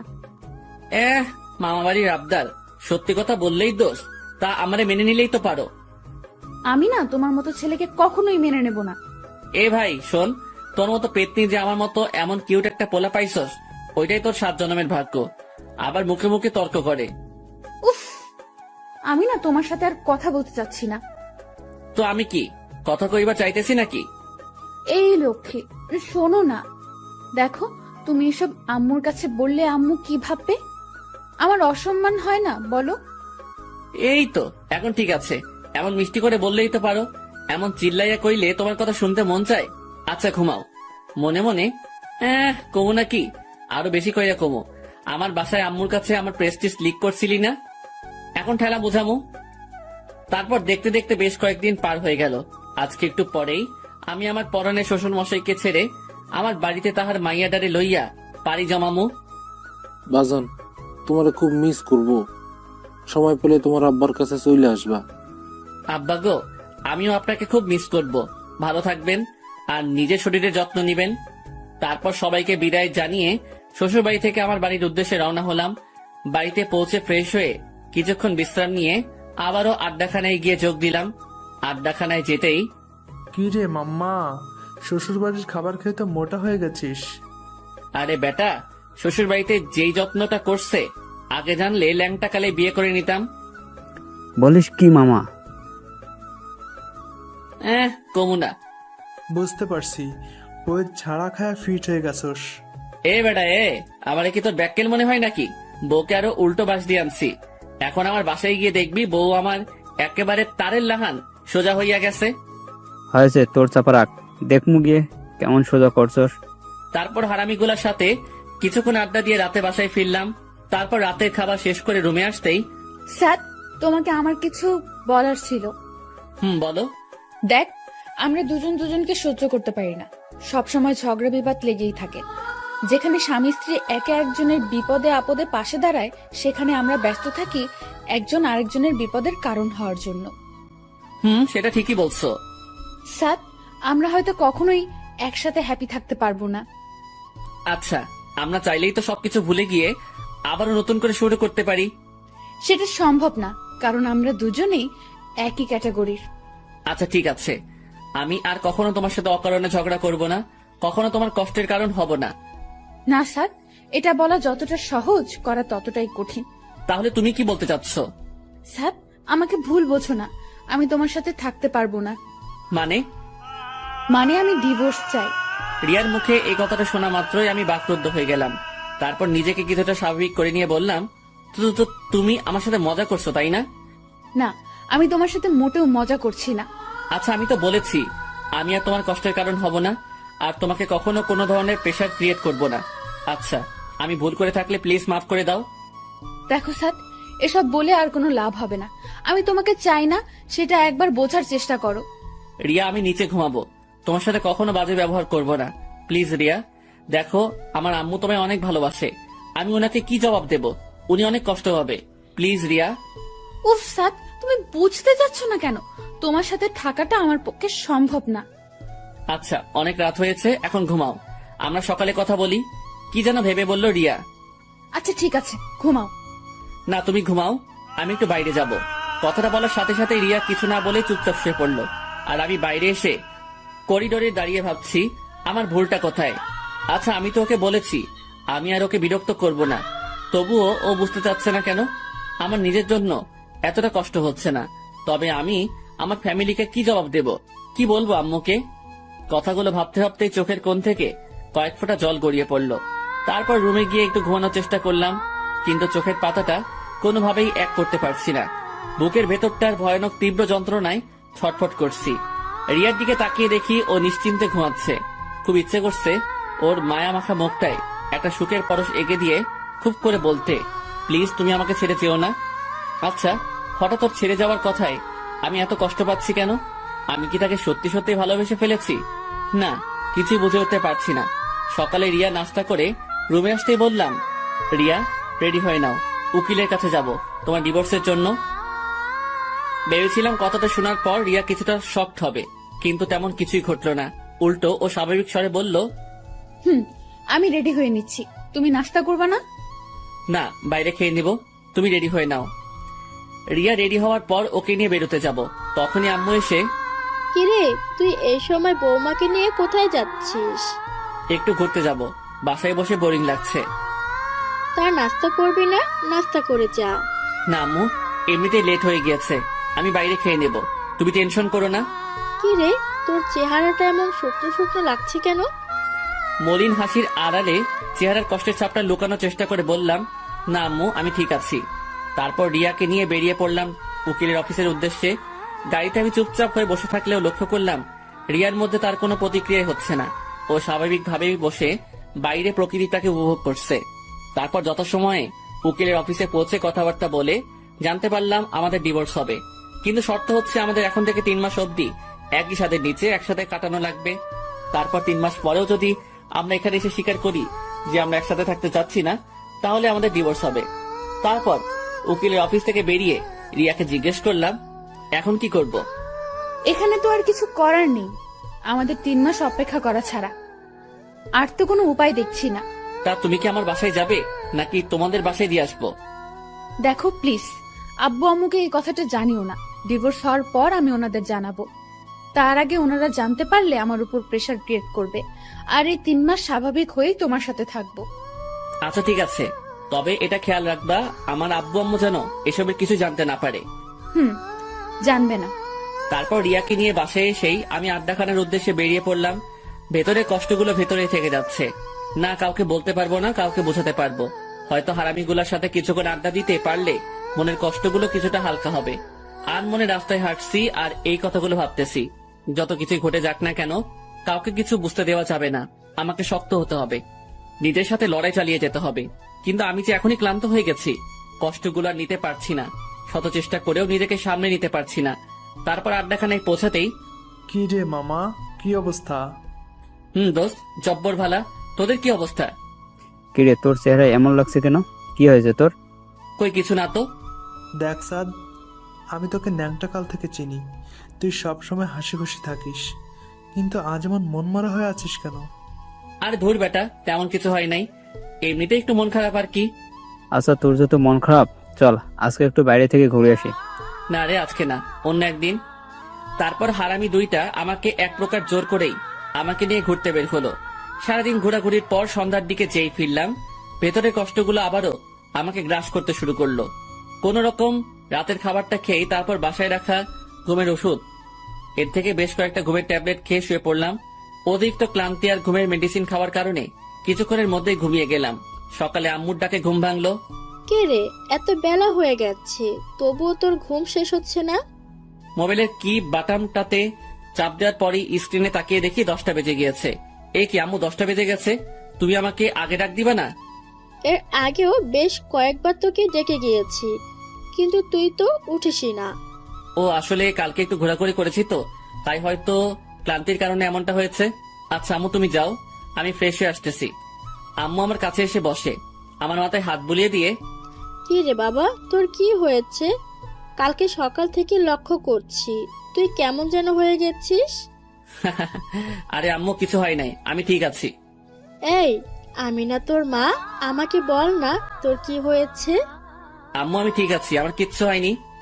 কথাটা বলার সাথে সাথেই আম্মু এক প্রকার ডাক দেখিয়েই আমার রুম থেকে বেরিয়ে গেল। এই আম্মুটা না একদমই আমার কথা বিশ্বাস করছে না। এই মা জাতি টানা বড়ই অদ্ভুত। আপনি ভালো থাকার অভিনয়টা সবার সামনে করতে পারলেও এই মায়ের সামনে এসে আপনি হেরে যাবেন, আপনার অভিনয় চোখে ধরা পড়ে যাবে। প্রায় 15 দিন পর, এই 15 দিন আমি আর রিয়া একই ছাদের নিচে থেকেছি ঠিকই, কিন্তু আমাদের মধ্যে কোনো কথাই হতো না, যে যার মতো থাকতাম। অবশ্য প্রথম দিকে আমি ওর সাথে নিজে থেকে কথা বললেও ও সবসময় আমাকে ইগনোর করত, আমাকে অবহেলা করত। এক কথায় আমাকে তার বিরক্ত লাগতো। তাই এখন আর আমিও তাকে বিরক্ত করি না। রাতে খাবার খেয়ে রুমে আসতে রিয়া বলে উঠলো, স্যার, কালকে একটু আমার ফ্রেন্ডের বাসায় যাওয়া লাগবে, খুব অসুস্থ, তাই একটু দেখতে যাব। আমাকেও যেতে হবে, আম্মুকে নিয়ে যাও। না না, আমি একাই যেতে পারবো। সে কি, একা কিভাবে যাবে? আচ্ছা ঠিক আছে, আমি তোমায় নিয়ে যাব। দেখো, তোমার সাথে আমার ডিভোর্স হয়ে গেছে, কয়েকদিন পর কাগজটা পেলেই আমরা দুজন দু রাস্তায়। প্লিজ, আমি এখন। এতটুকু বলেই রিয়া থমকে গেল। কি ব্যাপার, কি হয়েছে, এমন করতেছো কেন? রিয়া কিছু বলতে পারছে না, শুধু আমার পিছনের দিকে তাকিয়ে কেমন যেন করতেছে। আমি হুট করে পিছনের দিকে তাকাতেই দেখি আম্মু আমার পিছনে দাঁড়িয়ে আছে। তার মানে কি আম্মু আমাদের সব কথা শুনে ফেলেছে? পায়ের নিচ থেকে মাটি সরে যেতে লাগলো, চারদিকটা কেমন যেন অন্ধকার হয়ে যেতে লাগলো। আম্মুকে এখন কি বলবো, আমার মাথায় কিছুই আসতেছে না। আম্মু কিছু বলতেছে না, শুধু চুপচাপ দাঁড়িয়ে একবার আমার দিকে আরেকবার রিয়ার দিকে তাকাচ্ছে। তারপর হঠাৎ করে আম্মু আমাদের কিছু না বলে রুম থেকে চলে গেল। আই এম সরি, আমি ভাবি নাই এমনটা হয়ে যাবে। আচ্ছা তুমি ঘুমাও, আমি আম্মুর কাছে যাচ্ছি। শোনো, আমি কি তোমার সাথে আসবো? না, তোমার আসার দরকার নেই, তুমি ঘুমাও। কথাটা বলেই আমি আম্মুর রুমের দিকে পা বাড়ালাম। আম্মুর রুমে প্রবেশ করতে দেখলাম আম্মু হুইল চেয়ারে বসে দোল খাচ্ছে। আমি আম্মুর কাছে যেতেই আম্মু চেয়ার থেকে উঠে দাঁড়িয়ে বলল, ছাদে আয়। তারপর আম্মু ছাদের দিকে যাওয়ার জন্য পা বাড়াতে লাগলো, আর আমিও আম্মুর সাথে সাথে ছাদে পৌঁছালাম। আমাকে জানালি না কেন? আম্মু, তুমি কষ্ট পাবে তাই। তো আজ না কাল তো সবাই জানবে। কিন্তু যে কয়েকদিন এটা চাপা থাকবে ততদিনই তো তোমরা একটু হাসি খুশি থাকবে। আম্মু প্লিজ, তুমি এই বিষয়টা আর অন্য কাউকে জানিও না। আচ্ছা, তোদের সমস্যাটা কি? আম্মু প্লিজ, ওসব জানতে চেও না। তুমি প্লিজ এই কথাটা আর কাউকে বইলো না। আম্মু কিছুক্ষণ চুপ থেকে বলে, আচ্ছা, তবে এটা ঠিক করছিস না। কথাটা বলেই আম্মু ছাদ থেকে নিচে চলে যেতে লাগলো। পরের দিন সকালে নাস্তা করে রিয়া তার বান্ধবীর বাড়ি যাওয়ার জন্য রওনা হয়ে গেল। তারপর প্রায় বিকেলের দিকে বাসায় আসলো। রিয়া বাসায় আসতেই আমি আড্ডাখানার উদ্দেশ্যে বেরিয়ে পড়লাম। আড্ডাখানায় যাওয়ার পথে আমার এক স্কুল ফ্রেন্ড ইকবালের সাথে দেখা। আরে সাত, তুই কেমন আছিস? ভালোই, তোর কি অবস্থা? হ্যাঁ ভালো। তা তোকে তো দেখাই যায় না, থাকিস কোথায়? আরে দোস্ত, ভৈরব হাজী আহমদ কলেজে অ্যাডমিট হয়েছিলাম।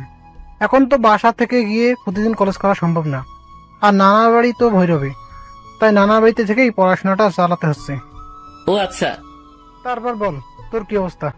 শুনলাম বিয়ে করে নিয়েছিস, তা মামা ভাবিটাকে তো দেখালি না। তোর ভাবিকে তো আগেই দেখেছিস। মানে? রিয়াই তোর ভাবি। কি?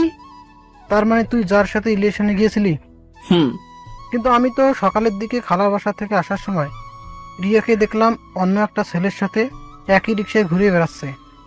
ওর কথাটা শোনা মাত্রই ভেতরটা কেমন যেন কেঁপে উঠলো। আরে না, কি বলিস? রিয়া তো রিয়ার বান্ধবীর বাসায় গিয়েছে, তুই হয়তো ভুল দেখেছিস। আরে না বেটা, আমার নিজ চোখে দেখেছি। তাহলে হয়তো ওর কোনো আত্মীয় টাত্মীয় হবে। আচ্ছা দোস্ত, তাহলে চল আড্ডাখানায়। না রে দোস্ত, আমার একটু বাজারে ভেতরে কাজ আছে। ও আচ্ছা ঠিক আছে, ভালো থাকিস। তুইও। তারপর আমিও আড্ডাখানার উদ্দেশ্যে পা বাড়ালাম। মাথাটা কেমন যেন ঘুরছে। তাহলে রিয়া কি আমাকে মিথ্যে বললো? ও কি কারোর সাথে রিলেশনে জড়িয়ে গিয়েছে? না না, এটা কিভাবে সম্ভব? ও তো এমনটা করলে অন্তত আমি টের পেতাম না। কিছুই ভাবতে পারছি না, সবকিছু যেন মাথার উপর দিয়ে যাচ্ছে না, কিছুই ভালো লাগছে না। তাই আড্ডাখানায় না গিয়ে আবারও বাসার দিকে পা বাড়ালাম। বাসায় পৌঁছে আমার রুমে যেতেই দেখি রিয়া বিছানায় শুয়ে টিভি দেখছে। আমি টিভি রিমোটটা হাতে নিয়ে টিভিটা অফ করে দিতেই রিয়া বলে উঠলো, কি ব্যাপার, টিভি অফ করলো কেন? চেয়ারে বসতে বসতে, তুমি তোমার কোন ফ্রেন্ডের বাসায় গিয়েছিলে? কেন? জানতে চাচ্ছি আর কি। আমি তোমার সব প্রশ্নের উত্তর দিতে বাধ্য নই। হ্যাঁ সেটাই তো, কারণ আমার সব প্রশ্নের উত্তর দিতে গেলে তো তোমার সব কুকর্ম ধরা পড়ে যাবে। কি বাজে কথা বলছো? তুমি তোমার কোনো মেয়ে ফ্রেন্ডের বাসায় যাওনি। তুমি কার সাথে ঘুরতে বের হয়েছিলা? কোনো নাগরের সাথে? দেখো সাদ, তুমি কিন্তু সীমা অতিক্রম করছো। আমি আফরিনের বাসায় গেছিলাম, ও অসুস্থ। তুমি আফরিনকে কল দিয়ে জানতে পারো। পকেট থেকে মোবাইলটা বের করে আফরিনকে কল দিলাম। কল রিসিভ হতেই, আসসালামু আলাইকুম। ওয়ালাইকুম আসসালাম। ভাইয়া কেমন আছেন? জি বোন, ভালো। শুনলাম তুমি নাকি অসুস্থ। জি ভাইয়া, একটু সিক। আচ্ছা, রিয়া তোমাকে দেখতে যাওয়ার কথা বলছিল, ও কি তোমার ওখানে গিয়েছিল? জি ভাইয়া, সকালে এসেছিল। ও আচ্ছা, ঠিকঠাক সময় মেডিসিন খেয়ে নিও। রাখছি তাহলে। তারপর লাইনটা কেটে দিতেই, এবার বিলিভ হয়েছে তো? দেখো, আমাদের আর কিছুদিন পরেই ডিভোর্স হয়ে যাবে। এর আগে আমি আর কোনো ঝামেলা চাচ্ছি না। কথাটা বলেই রিয়া রুম থেকে বেরিয়ে গেল। আমারও ভালো লাগছিল না, তাই বিছানায় শুয়ে পড়লাম একটু বিশ্রামের জন্য। কিন্তু মাথা থেকে একটা বিষয় কিছুতেই যাচ্ছে না। ইকবালকে তাহলে সত্যি ভুল দেখলো? 21 দিন পর, রাত প্রায় 3টা, কোন এক অজানা কারণে ঘুমটা ভেঙে গেল। হঠাৎ বিছানার দিকে চোখ যেতেই দেখি রিয়া বিছানায় নেই। কি ব্যাপার, এত রাতে রিয়া কোথায় যাবে? মুহূর্তের মধ্যে আবার ভাবলাম হয়তো টয়লেটে গিয়েছে। কথাটা ভেবেই আবার চোখের পাতা বন্ধ করে ঘুমানোর চেষ্টা করলাম। কিন্তু রহস্যময় ব্যাপার হলো, আমার কেন যেন মনে হচ্ছিল কিছু একটা ঝামেলা আছে। না, একটু সজাগ থেকে দেখি তো। টয়লেটে গেলে তো 15 মিনিটের বেশি লাগার কথা না। 20 মিনিট হয়ে যাবার পরও রিয়ার কোনো খোঁজই নাই। বিছানা থেকে উঠে দৃঢ় পায়ে আস্তে হাসতে টয়লেটের দরজার কাছে গিয়ে দরজায় কান রাখতে যা শুনলাম তা শোনার জন্য মোটেও প্রস্তুত ছিলাম না। ভেতরে যা ঘটছে, রিয়া সম্ভবত কারোর সাথে সম্পর্কে জড়িয়ে গিয়েছে, আর তার সাথে মোবাইলে কলের মাধ্যমে কথা বলছে। বাবু, তুমি একদম টেনশন করো না তো। সাদের সাথে আমার ডিভোর্সটা হয়ে গেলেই আমরা বিয়ে করে নেব। কি বলো তুমি এইসব? আমি টেনশন করবো না তো কে করবে? তোমাকে অন্যের ঘরে রেখে আমি কিভাবে টেনশন মুক্ত থাকি তুমি বলো? আমি বুঝি তোমার কষ্ট হয়, কিন্তু আমিও তো তোমাকে ছাড়া ভালো নেই। আর মাত্র 2 মাস 9 দিন, তারপরে আমরা এক হয়ে যাব। না, কথাগুলো আর শুনতে পারছি না। দরজার কাছে কানটা সরিয়ে নিলাম। ভেতরটা কষ্টে আর ঘৃণায় ফেটে যাচ্ছে। আমি কিনা তাকে হারানোর যন্ত্রণায় শেষ হয়ে যাচ্ছিলাম। দরজার সামনে দাঁড়িয়ে আছি, প্রায় 10 মিনিট হয়ে গেছে। কিছুক্ষণ পরে রিয়া টয়লেট থেকে বের হতেই আমাকে দেখে থমকে গেল। ভয়ার্ত চেহারা নিয়ে রিয়া আমার দিকে এক দৃষ্টিতে তাকিয়ে আছে। কিছুক্ষণ পরেই রিয়া টয়লেট থেকে বের হতেই আমাকে দেখে থমকে গেল। ভয়ার্ত চেহারা নিয়ে রিয়া আমার দিকে এক দৃষ্টিতে তাকিয়ে আছে। কি ব্যাপার, এত ভয় পাচ্ছ কেন? কিছু হয়েছে? কই না তো। ওর কাছে গিয়ে, আরে কি হয়েছে আমাকে বলো, ভয় পাইছো? আরে ভয় পেও না, আমি আছি তো, যাও গিয়ে শুয়ে পড়ো। আপনারা কি ভাবছেন এত বড় একটা কাহিনী হয়ে গেল আর আমি ওকে কিছুই বলিনি? কেন? কারণ আমি এই কাহিনীটা অনেক আগে জেনে গিয়েছি। যেদিন ও প্রথম আমাকে ডিভোর্সের কথা বলেছিল, ওই দিনই আমার সন্দেহ হয়েছিল যে কিছু তো একটা গন্ডগোল আছেই। তারপর ইকবালের কথাটা শোনার পর আমার সন্দেহটা আরো তীব্র আকার ধারণ করলো। তারপর রিয়ার ফ্রেন্ড আফরিনকে কল দেওয়ার পর রিয়া আমার সাথে রাগ দেখিয়ে রুমের বাইরে যাওয়ার পর আমি আবারও আফরিনকে কল দিয়েছিলাম। আর আফরিনকে আমি বলি যে, আফরিন, রিয়া কখন বাসায় আসবে? সে কি, রিয়া তো সে কখন চলে গিয়েছে, এখনো বাসায় পৌঁছায়নি? বলো কি, রিয়া তোমার বাসা থেকে কয়টার দিকে বের হয়েছে? এই তো দুপুরে লাঞ্চের পরেই, এই ধরেন 2টার দিকে হবে। ও আচ্ছা, আমি ওকে মোবাইলে ট্রাই করেছিলাম আর কি, কিন্তু পাইনি। আমি তো একটু বাইরে, বাসায় গিয়ে দেখি ও আসছে কিনা। এই যে পাঠক সাহেবেরা, মিথ্যা বলছি বইলা আবার রাগ কইরেন না। ভাইরে, মাঝে মাঝে সত্যিটা সামনে বের করার জন্য কিছুটা মিথ্যা বলতে হয়। ও আচ্ছা, ও হয়তো পাশে চলে গিয়েছে, আপনি টেনশন করেন না। আর আমি ওর নাম্বারে ট্রাই করে দেখছি। টেনশনের কিছু নাই, ও বাসাতেই আছে। আম্মু এখন মেসেজ দিয়ে বলল। তারপর আফরিনের কলটা কেটে দিয়েই সেদিন রাতে রিয়ার মোবাইলের কল লিস্ট চেক করে রিয়ার বয়ফ্রেন্ডের নাম্বারটা আমার মোবাইলে নিয়ে নিলাম। তারপর ওই হারামজাদারে কল দিয়া কৌশলে ওর ঠিকানা নিয়ে নিলাম। আর তারপর ওর ব্যাপারে গোপনীয়ভাবে খোঁজ নিয়ে জানতে পারলাম ওই হালায় আস্ত একটা ঢপবাজ। হালার অনেকগুলো গার্লফ্রেন্ড আছে, আর এই হালার পো হালার লাইগা আমার কিছু অবুঝ পাঠক ভাইয়েরা আজ সিঙ্গেল। যাই হোক, ওই হালার বেস্ট ফ্রেন্ডের থেকে জানতে পারলাম ও নাকি অনেক আগে থেকে রিয়াকে পছন্দ করত। আর আমার সাথে যখনই রিয়ার রিলেশন হয়ে যায়, আর তখন ওই হালাই প্ল্যান করে রিয়ার কাছে আমার কিছু মিথ্যা ইনফরমেশন দিয়ে আমাকে রিয়ার কাছে খারাপ সাজিয়ে আমার সাথে রিয়ার ব্রেকআপ করিয়ে দেয়। আর তারপর রিয়ার একাকিতার সময়গুলোতেও ও পাশে থাকার অভিনয় করে ওর দুর্বলতার সুযোগ নিয়ে ওকে প্রপোজ করে। রিয়ার ভরসার হাত হয়ে রিয়ার পাশে দাঁড়ানোর আশ্বাস দেয়। আর রিয়াও ব্যাককেলের মতো ওর ফাঁদে পাড়া দিয়ে দেয়। আর ওই হারামজাদার নামটা হচ্ছে রোহান। আর রোহানের ফ্রেন্ডের সাথে কথা বলে যতটুকু জানতে পারলাম, রিয়া নাকি আমাকে অসম্ভব ভালোবাসতো, কিন্তু রুহাইন্নার দেওয়া কিছু ভুল ইনফরমেশনের জন্য ও আমাকে ছেড়ে যেতে বাধ্য হয়েছিল। আর সবকিছু জানার পরও আমি এখনো কেন চুপ আছি, রিয়াকে কেন সবকিছু বলে দিচ্ছি না, এই প্রশ্নটা আপনাদের মনে করেন আসছে তো? দেখেন, আমি যদি এখন রিয়াকে সবকিছু বলে দেই তাহলে রিয়া আমাকে বিশ্বাস নাও করতে পারে। তাই আমি আর আমার হারামি দুইটা বেস্ট লইয়া একখান সেই লেভেলের প্ল্যান তৈরি করলাম। আর আমাদের প্ল্যানটা হচ্ছে, রোহান যখনই তার অন্য গার্লফ্রেন্ডের সাথে মিট করতে যাবে তখনই সরাসরি রিয়াকে সেখানে যে কোনো উপায়ে হাজির করে ওই হালার আসল রূপটা রিয়ার সামনে লাইভ উপস্থাপন করব। এই যে পাঠক ভাইয়েরা, আপনারা আবার কাউকে এই প্ল্যানের কথা কইয়েন না, তাইলে রোহাইন্না জেনে গেলে সব প্ল্যান ভেস্তে যাইব। এখন তাড়াতাড়ি ভিডিওতে একটি লাইক কমেন্ট করেন তো। তারপর রিয়া কেমন ভাবে যেন আমার দিকে বারবার পিছনে ফিরে তাকাতে তাকাতে রুমে গিয়ে কাচুমাচু হয়ে শুয়ে পড়ল। আর এই যে আমিও যাই একটু ঘুমাই গিয়ে। আপনাদের সাথে কথা বলতে বলতে এমনিতেই আমার সাদের ঘুমের 12টা বেজে গিয়েছে। Good night. তারপর প্রায় 3 দিন পর আমরা আমাদের প্ল্যানের সফলতার দ্বারপ্রান্তে পৌঁছালাম।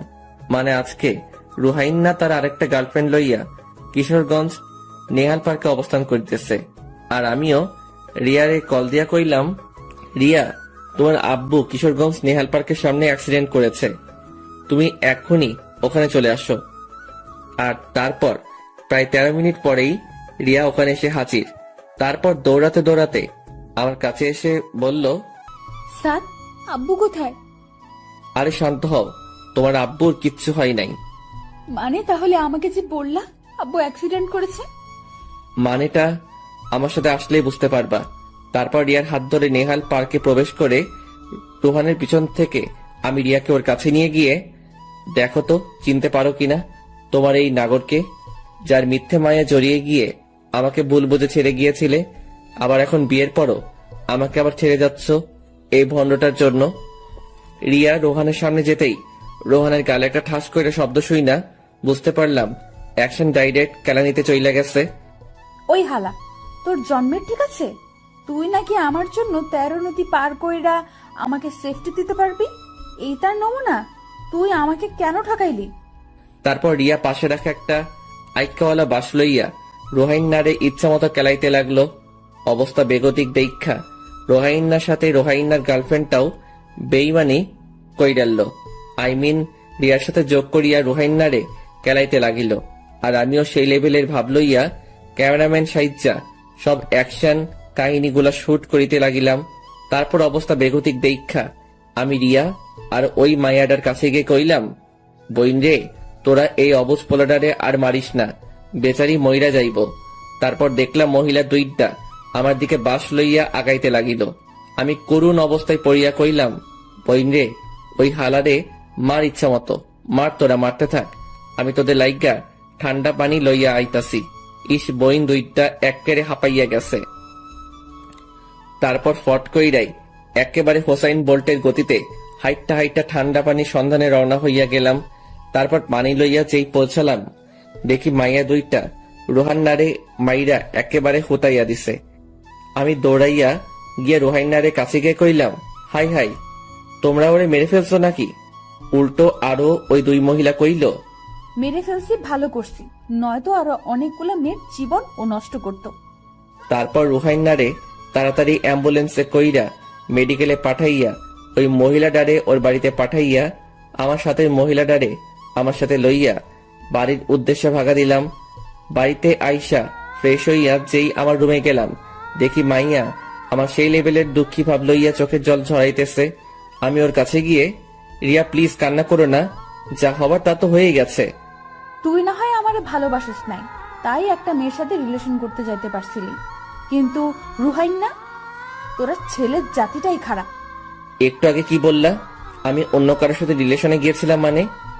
হ্যাঁ, আমার কাছে প্রুফ আছে। প্রুফ কোথা থেকে দেখাবে? আমি তো রিয়া ছাড়া অন্য কারোর সাথে সম্পর্কে যাইনি। কি, কোথায় দেখাও তো। ওর মোবাইল একটা ভিডিও দেখিয়ে। এই মেয়েটা কে? আমি ভালো করে লক্ষ্য করে বুঝতে পারলাম এটা আদ্রিতা। ও আমার ফ্রেন্ড মামুনের ছোট বোন। এটা তো আদ্রিতা। কয় নাম্বার জিএফ এটা? What are you mad? এটা আমার ফ্রেন্ডের ছোট বোন বাসায় যাওয়ার জন্য রাস্তায় দাঁড়িয়েছিল রিক্সার জন্য। তো আমিও তখন তাদের বাসার ওই দিকে যাচ্ছিলাম, তাই ওকে ওর বাসায় নামিয়ে দিয়েছি। মিথ্যা কেন বলো? তোমার ওর সাথে রিলেশন আছে। দেখ ভাই, আমি তোর সত্যিটাই বলছি। এখন তুই বিশ্বাস করলে করতে পারিস, আর অবিশ্বাস করলেও করতে পারিস। তোর বিশ্বাস বা অবিশ্বাসে আমার কিচ্ছু যায় আসে না। হ্যাঁ, সেটাই তো। আমি তোমার লাইফে না থাকলেও তো তোমার কিচ্ছু হবে না।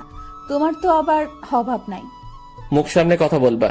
আমি আর সবার মতো একজনকে রেখে আরেকজনকে সামলাতে জানি না। ও, তা এখন আমি রিলেশনে গিয়েছি তাতেই দোষ? আর তুমি যে রাস্তায় বসে তোমার নিউ জিএফ অনিতাকে আমাদের বিয়ের 9 দিন পরও নিজের হাতে ফুচকা খাইয়ে দিয়েছ। ওর মুখে এই কথাটা শোনা মাত্রই আর নিজেকে সামলে রাখতে পারলাম না। ওর গালে একটা কষিয়ে থাপ্পড় বসিয়ে দিলাম। গালে হাত দিয়ে আমার দিকে অবাক হয়ে তাকিয়ে চোখের কোণে পানি টলমল করছে। তুমি? হ্যাঁ, আমি অনেক সহ্য করছি তোমার ফালতু বকবকানি, মিথ্যা অপবাদ, আর কত দিবা। আমার লাইফটা তুমি বরবাদ করে দিয়েছ। আনিতা আমার ভাগ্নি হয়, ও মাত্র ক্লাস 6-এ পড়ে, আর তুমি ওকেও রেহাই দিলা না। একটা মানুষের মনের চিন্তাধারা যে এতটা নীচ আর জঘন্য হতে পারে তা আমার ভাবা ছিল না। আর শুনো, আমি এই রিয়া ছাড়া আর অন্য কাউকে মন দিতে পারিনি, তাই অন্য কারোর সাথে সম্পর্কেও জড়াতে পারিনি।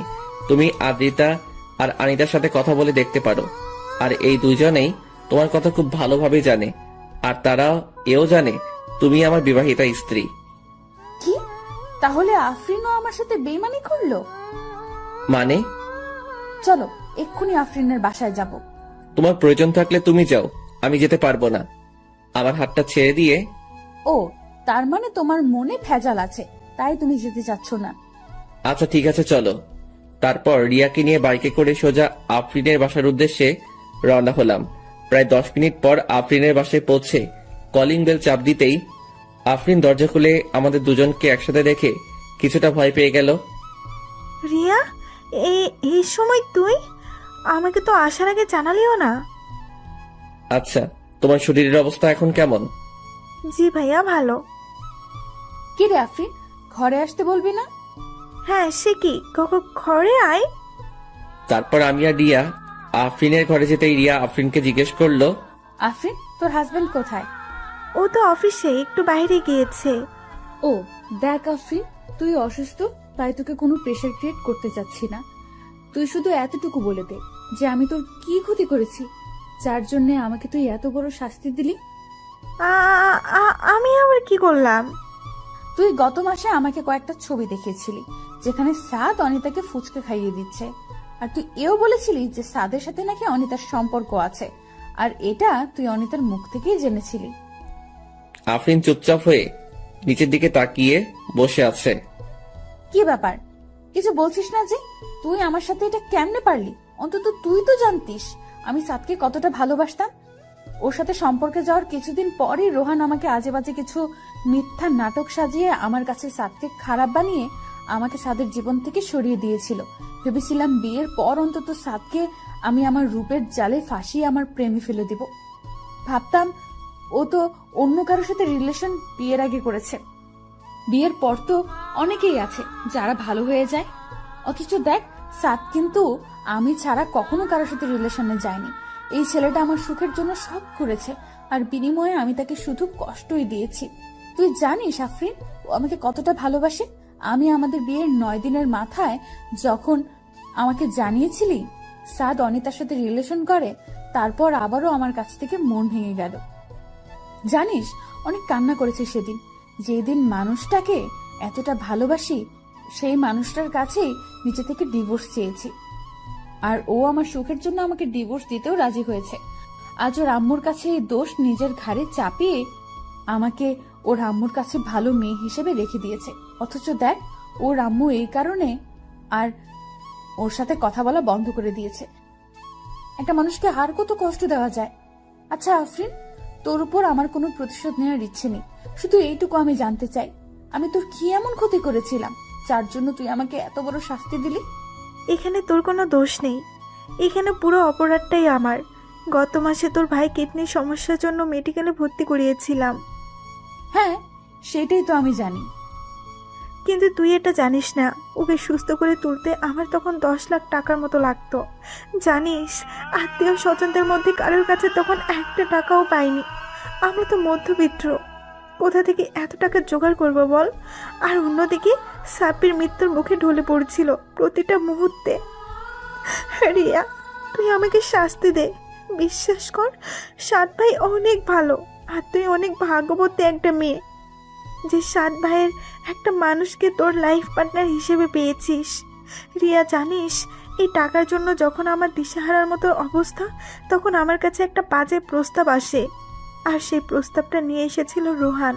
ও তখন বলেছিল, যদি আমি তোর চোখে সাদকে খারাপ বানিয়ে তোদের আলাদা করতে পারি তাহলে রোহান আমাকে 10 লাখ টাকা দেবে। আর আমিও আমার স্বামীকে বাঁচানোর জন্য এত বড় একটা খারাপ কাজ করতে রাজি হয়েছিলাম। তুই শুধুমাত্র টাকার জন্য? ছি, তুই আমাকে বলতে পারতি, আমি তোকে টাকা দিতাম। আমাকে মাফ করে দে, আমি খুব বড় অন্যায় করে ফেলেছি। আফরিনের কথায় কান্না দিয়ে আমার হাত ধরে বলল, সাথ চলো, বাসায় যাব। তারপর রিয়াকে নিয়ে বাসায় চলে আসলাম। রাতে বিছানায় শুয়ে আছি, এমন সময় রিয়া এসে আমার পা জড়িয়ে ধরে কান্না করতে করতে বলল, সাদ, আমার ভুল হয়ে গিয়েছে, আমাকে মাফ করে দাও। দেখো, যা হবার তা হয়ে গিয়েছে, এখন আর আমার কিছু করার নেই। ডিভোর্স পেপারটা হাতে আসলেই আমি সাইন করে তোমাকে মুক্তি দিয়ে দিব। সাদ, আমি তো ইচ্ছে করে কিছু করিনি, আর আমি তো তোমায় ভালোবাসি। দেখো, আমি তোমার কোনো কথা শুনতে চাই না, প্লিজ আমাকে আমার মতো থাকতে দাও। আচ্ছা, তুমি খাটে ঘুমিয়ে যাও, আমি নিচে ঘুমাবো। তারপর রিয়ার কথার কোনো উপেক্ষা না করেই আমি নিচে বিছানা করে শুয়ে পড়লাম। পরের দিন সকালে নাস্তা করে বাইরে বেরোতে যাব, ঠিক তখনই রিয়া আমার সামনে এসে আমাকে হঠাৎ করে জড়িয়ে ধরে হু হু করে কান্না করে দিল। এই কি হয়েছে? এমন বোকার মতো কান্না করতেছো কেন? প্লিজ আমায় ছেড়ে দিও না, আমি তোমায় অনেক ভালোবাসি। শুনো, একটা মানুষকে শুধুমাত্র ভালোবাসলেই হয় না, তার প্রতি বিশ্বাস আর ভরসাটাও রাখতে হয়, যেটা তোমার মধ্যে নেই। স্যার, আমি তোমায় অনেক বিশ্বাস করি। বিশ্বাস? তাও তুমি এই আমাকে? How funny. শুনো, ভালোবাসার মানুষটা ভুল করলেও তাকে শুধরানোর একটা সুযোগ দিতে হয়, তার পাশে থেকে ওই ভুল পথ থেকে তাকে ফিরিয়ে আনতে হয়। আর তাতেও যদি সেই মানুষটার মধ্যে কোনো পরিবর্তন না ঘটে তাহলে তাকে ছেড়ে দেওয়াটাই শ্রেয়। কিন্তু তুমি কি করছো? দেখো, আমাকে এবারের মতো মাফ করে দাও, আমি আর কখনো এমন ভুল করব না। মাফ? তাও তোমায়? কই, আমাকে তো তুমি মাফ করনি। আমি যে তোমায় বলেছিলাম আমার আম্মু হার্টের রোগী, আমার আম্মু এটা সইতে পারবে না। তুমি আমাকে ডিভোর্স দিও না, আমি তোমার সব কথাই শুনবো, তোমার কোনো প্রকার কষ্টের কারণ হব না। আমাকে তো তুমি একটা সুযোগও দাওনি। আচ্ছা, আমি তো কোনো ভুল করিনি, তাও তুমি আমার শাস্তি দিয়েছ। আচ্ছা, তুমি ফিরিয়ে দিতে পারবে আমার কষ্টের সেই রাতগুলো? ফিরিয়ে আনতে পারবে আমার আর আম্মুর সেই বন্ধু মোহন সম্পর্কটাকে? আমার আম্মুর চোখের জলের মূল্য তুমি রিয়া দিতে পারবে? আমার আম্মু তো কোনো ভুল করেনি, তোমাকে সে নিজের মেয়ের থেকেও বেশি ভালো আর ভরসা করত। আর সে মানুষটার চোখের পানিও তোমার হৃদয়টাকে নরম করতে পারেনি।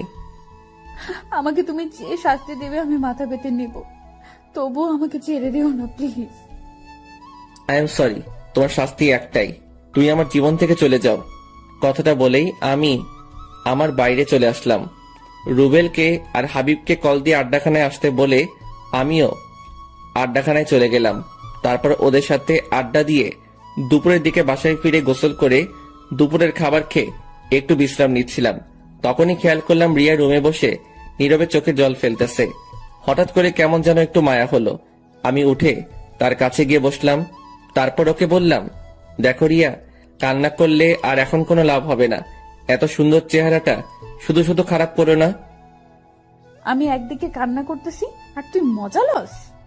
লেখোকা, আমি মজা লইলাম কই? আমি তো তোমাকে ভালো উপদেশ দিচ্ছি। দেখো, তোমার এই সুন্দর চেহারাটা নষ্ট হয়ে গেলে আর কেউই তোমার দিকে ফিরেও তাকাবে না। আর রোহানের মতো ছেলেরা তোমাকে পাওয়ার আকাঙ্ক্ষাও করবে না। তখন তোমার কি হবে? প্লিজ কান্না করো না। তুমি থাকো তোমার উপদেশ নিয়ে। কথাটা কইয়াই এক বদনা রাগ আমার দিকে ছুড়ে মাইরা আর এক বস্তা রাগ তাহার সাথে লইয়া ছাদের উদ্দেশ্যে ভাগা দিল। যা বাবা, বেশি কষ্ট দিয়ে ফেললাম না তো? নিশ্চয়ই এখন ছাদে গিয়ে ফুপিয়ে ফুপিয়ে কান্না করবে। থাক, কষ্ট পাক গিয়ে, সে কষ্ট পাইলে আমার কি? একটু কষ্ট করে বোঝুক, অন্য কাউকে কষ্ট দিলে তা সহ্য করতে তা কতটা কষ্ট হয়। তারপর আমিও হাত পা ছাইরা দিয়া সেই লেভেলের একটা ঘুম দিলাম।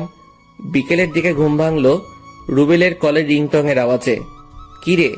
কি রে বেটা, কই তুই? বাসায় ঘুমাইতেছি। তাড়াতাড়ি ঘুমটা পকেটে লয়ে আড্ডাখানায় আয়। আচ্ছা ভাই, মই আইতে আসি। তারপর বিছানা থেকে উঠে ফ্রেশ হয়ে আড্ডাখানার উদ্দেশ্যে বেরিয়ে পড়লাম। তারপর হারামিগুলোর সাথে আড্ডা শেষ করে রাতে বাসায় ফিরলাম।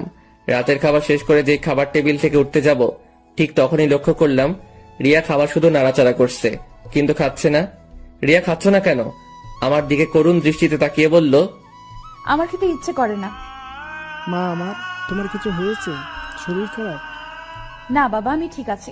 বিকালে হালকা কিছু খেয়েছি তো, তাই ক্ষুধা মরে গেছে। আচ্ছা, জোর করে খেয়ে নাও। কথাটা বলেই আমি আমার রুমে এসে কানে হেডফোন গুঁজে গান শুনতে শুনতে ঘুমিয়ে পড়লাম। 3 দিন পর রাতে বিছানায় শুয়ে আছি। এমন সময় রিয়া আমার কাছে এসে বলল, আমার কিছু বলার ছিল। বলো। তুমি তো বলো ছেড়ে যাওয়া না, মানিয়ে নেওয়াটাই ভালোবাসা। তাহলে তুমি আমাকে এখন ছেড়ে দিচ্ছ কেন? দেখো, তুই যদি ভুল করতে বা আমায় শুধুমাত্র ছেড়ে যেতে, তাহলে আমি তোমায় মানিয়ে নিতাম। কিন্তু তুমি তো আমাকে শুধু ছেড়ে যাওনি, আমাকে দিনের পর দিন ঠকিয়েছ। বিয়ের আগে না হয় আমাকে কিছু না বলেই তুমি ছেড়ে গিয়েছিলে, কারণ আমি শুধুমাত্র একাই কষ্ট পেতাম। কিন্তু বিয়ের পর তুমি শুধু আমাকে ছেড়ে যাচ্ছিলে না, ছেড়ে যাচ্ছিলে আমার মা বাবা সবাইকে। তাদের বিশ্বাসের বুকে তুমি নিজ হাতে ছুরি চালিয়েছ। তারপরও আমি সবকিছুই মেনে নিতাম, কিন্তু তুমি আমাকে ছেড়ে গিয়ে অন্য কারোর সাথে সম্পর্কে জড়িয়ে গিয়েছ। আচ্ছা, কখনো যদি আমার ফ্যামিলির কেউ জানতে পারে তুমি আমাকে রেখে অন্য একটা ছেলের সাথে, ছি, তোমার এই সুন্দর চেহারাটা দেখলেও এখন আমার অসম্ভব ঘৃণা হয়। আর তুমি কথায় কথায় বলো তুমি আমায় ভালোবাসো। আচ্ছা, এটা কি সত্যি ভালোবাসা? তুমি কোথাকার কোন ছেলের কথায় আমাকে অবিশ্বাস করে ফেললে? আমাকে একটা বার অন্তত জিজ্ঞেস তো করতে পারতে। আর আমাকে জিজ্ঞেস না করলেও তো তুমি অন্তত একটু খোঁজ নিয়ে তো দেখতে পারতে। তুমি আমায় অন্য একটা মানুষের কথায় হুট করে ছেড়ে দিলে। তা কাল যে অন্য কেউ এসে তোমাকে একটা বানিয়ে মিথ্যা প্রুফ দেখাইলো, আবার আমাকে ছেড়ে যাবা না, তার কোনো ভরসা তো নেই। আগে ভালোবাসার মানুষটাকে বিশ্বাস করতে শেখো, নয়তো জীবনে সবটুকু ভালোবাসা উজাড় করে দিলেও তুমি তার সাথে কখনোই সুখী হবা না। সুখটা হচ্ছে আমাদের নিজের রুচির আর বিলাসিতার উপর নির্ভর করে। যার রুচি আর বিলাসিতা যত কম, তার সুখ ততই বেশি। যাও, অনেক রাত হয়েছে, ঘুমিয়ে পড়ো। আচ্ছা, আমাকে কি কখনো তুমি মাফ করবে না? রিয়া ঘুমাও গিয়ে, অনেক রাত হয়েছে। তার মানে আমাকে তুমি মাফ করবেই না? রিয়া প্লিজ ডিস্টার্ব করো না তো, ঘুমাও প্লিজ। পরের দিন বিকেলের দিকে হারামিগুলোর সাথে আড্ডা দিতেছি, এমন সময় আম্মুর কল পেয়ে অনেকটাই চমকে উঠলাম। আম্মু আমার সাথে রিয়া আর আমার ডিভোর্সের কথাটা জানার পর আর আমার সাথে কথা বলেনি, আর আজ কল দিয়ে দিল। আমি তাড়াহুড়ো করে কলটা রিসিভ করতেই ওপাশ থেকে আম্মু ভয়ার্থ কণ্ঠে বলে উঠল, সাদ, বাসায় আয় এক্ষুনি। রিয়া কেমন যেন করছে, মনে হয় উল্টোপাল্টা কিছু খেয়েছে, ওর অবস্থা খুবই খারাপ, তুই তাড়াতাড়ি আয়। আমি আর এক মুহূর্তের জন্য দেরি না করেই বাসার উদ্দেশ্যে দৌড় দিলাম। আমার এমন পাগলামো দেখে রুবেল আর হাবিবও আমার সাথে সাথে দৌড় দিল। সাদ, কি হয়েছে? আমি কিছু বলতে পারছি না, শুধু দৌড়াচ্ছি। সাদ প্লিজ, কি হয়েছে বল। প্লিজ তোর আমার সাথে আয়, রিয়ার কি যেন হয়েছে। তারপর বাসায় পৌঁছে যে রিয়ার কাছে গেলাম, দেখি ওর মুখ দিয়ে লাল বেড়ে হচ্ছে আর অনেক বমি করতেছে। ওকে আমি কোলে নিতেই ওর হাত থেকে বিষের একটা ছোট সরে পড়ল। সর্বনাশ হয়ে গেছে, রিয়া তো বিষ খাইছে। সাদ আমি গাড়ি বের করছি, তুই রিয়াকে বাইরে নিয়ে আয়। তারপর রিয়াকে কোলে নিয়ে গাড়িতে উঠিয়েই মেডিকেলের উদ্দেশ্যে রওনা হলাম। মেডিকেলে পৌঁছেই তাড়াহুড়ো করে রিয়াকে ইমার্জেন্সিতে ভর্তি করালাম। আমি অপারেশন থিয়েটারের বাইরে বসে আছি, এমন সময় আব্বু এসে আমার কাছে এসে আমার পিঠে হাত রেখে, চিন্তা করিস না বাবা, সব ঠিক হয়ে যাবে। হ্যাঁ, ওর কিছু হয়ে গেলে আমি ওর আব্বু আম্মুকে কি জবাব দেব? এই তুই এভাবে বলছিস কেন? সব ঠিক হয়ে যাবে তো। তাই যেন হয়। প্রায় ঘন্টাখানেক পরেই অপারেশন থিয়েটার থেকে ডক্টর বেরিয়ে আসলো। আমি ডক্টরের কাছে গিয়ে জিজ্ঞেস করলাম, ডক্টর, রোগীর কি অবস্থা? আপনারা সঠিক টাইমে নিয়ে আসতে পেরেছেন, তাই রুগীর তেমন কোনো প্রবলেম হয়নি। রুগী ঠিক আছে, আপনি চাইলে একা গিয়ে ওনার সাথে দেখা করতে পারেন, তবে লক্ষ্য রাখবেন রুগী যেন বেশি কথা না বলে। তারপর আমি রিয়ার কাছে যেতেই দেখি রিয়া নিথর হয়ে বেডে শুয়ে আছে। আমি ওর কাছে গিয়ে ওর কাছে বসে ওর মাথায় হাত বুলাতে বুলাতে বললাম, এখন কি কিছুটা ভালো লাগছে? তুমি এই বোকামোটা না করলেও পারতে, যদি একটা কিছু হয়ে যেত। তাহলে তো ভালোই হতো, সবাই মুক্তি পেয়ে যেত। আমার মতো মেয়েদের এই পৃথিবীতে না থাকাই ভালো, অন্তত আমার জন্য অনেকগুলো মানুষের জীবনের সুখগুলো হারিয়ে যেত না। তোমরা মেয়েরা একটা জিনিস খুব ভালো পারো, সেটা কি জানো? অভিমান। এই অভিমানটা কখনো অন্য কারোর উপর দেখিয়ে বেশ কয়েকটা মানুষের জীবন বিপাকে ফেলে দাও, আবার কখনো নিজের উপর দেখিয়ে বোকার মতো নিজেকে শেষ করে দাও। আচ্ছা, তোমরা কি এটা পারো না যে যেই ভুলগুলোর জন্য আজকে তোমার জীবনটাকে শেষ করে দিতে হচ্ছে, নিজের অভিমানটাকে কাজে লাগিয়ে সেই ভুলগুলো শুধরে নিতে পারো না? একটা কথা সবসময় মনে রাখবে, হেরে যাওয়া না, লড়াই করে বেঁচে থাকার নামই জীবন। আমি কার জন্য লড়াই করব, কার জন্য বেঁচে থাকবো? আমার সবকিছুই যে আমি শেষ করে দিয়েছি। দেখো রিয়া, জীবনে সবকিছু যেখানে শেষ হয়ে যায় সেখান থেকে আবার নতুন করে শুরু করতে হয়। তুমি রেস্ট নাও, আমি ডক্টরের সাথে একটু কথা বলে আসতেছি। কথাটা বলেই আমি ডক্টরের কাছে যাওয়ার জন্য যেই পা বাড়ালাম, তখনই রিয়া আমাকে পেছন থেকে ডাক দিল। সাদ, পিছনে ফিরে ওর দিকে তাকিয়ে, বলো। তুমি আমার আব্বু আম্মুকে এই ব্যাপারে কিছু জানিও না প্লিজ, আমি আর কাউকে কষ্ট দিতে চাই না। আচ্ছা তুমি রেস্ট নাও, তোমার আব্বু আম্মু কিছু জানবে না। তারপর ডক্টরের সাথে কথাবার্তা বলে যতটুকু বুঝতে পারলাম, অন্তত 3 দিন রিয়ার মেডিকেলে অ্যাডমিট থাকা লাগবে। রাত প্রায় 2টা। আমি রিয়ার পাশে বসে বেডের উঁচু মাথাটায় হাত দিয়ে তার উপর মাথা রেখে ঘুমিয়ে গিয়েছি। রিয়ার ঝাঁকুনিতে ঘুম ভাঙলো। আমি হন্তদন্ত করে উঠে চোখ কসলাতে কসলাতে বললাম, তোমার কি খারাপ লাগছে? আমার দিকে অসহায়ের মতো তাকিয়ে বলল, আমার না খুব ক্ষুধা লেগেছে, আমাকে কিছু খেতে দাও না। আমার বুকের ভেতরটা অজানা মায়ায় হুট করে কেঁপে উঠল। ওর এই খাবার চাওয়ার ভঙ্গিমাটা এতটাই করুণ আর কষ্টের ছাপ বজায় রাখছিল। ইচ্ছে হচ্ছিল নিজের কলিজাটা ওকে দিয়ে দেই, কিন্তু ও তো এখন চাইলেই খেতে পারবে না।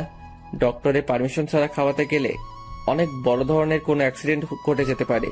তাই ওকে সান্ত্বনা দিয়ে বললাম, এই তো লক্ষ্মী, সকাল হয়ে গিয়েছে, আর একটু ঘুমাও, সকাল হলেই তোমায় আমার নিজের হাতে খাইয়ে দিব। আমার দিকে কিছুক্ষণ তাকিয়ে থেকেই চোখটা বুজে ঘুমানোর চেষ্টা করলো। তারপর সকালে ডক্টর আসার পর রিয়াকে চেক আপ করে ডক্টর জানালো যে দুপুরের দিকে তাকে খাওয়ানো যাবে, তবে খুব অল্প পরিমাণ খাবার খাওয়াতে হবে। তারপর আমি রিয়ার কাছে যেতেই রিয়া বলল, তুমি টেনশন করো না তো, ডক্টর যা বলেছে আমি সব শুনেছি। আমি এখন একটু ঘুমাই, আর তুমি খেয়ে নাও। না খেয়ে খেয়ে কতটা শুকিয়ে গিয়েছো। আচ্ছা তুমি ঘুমাও, আমি খেয়ে নেব নে। না, তুমি এক্ষুনি খাবা, যাও খেয়ে নাও। আমি ঘুমাচ্ছি। কি হলো? তুমি ঘুমাও, আমি খেয়ে নেব। কথাটা বলে আমি রিয়ার কপালে একটা চুমু এঁকে দিয়ে ওর মাথায় হাত বুলাতে লাগলাম। কিছুক্ষণ পরই খেয়াল করলাম রিয়া ঘুমিয়ে গিয়েছে।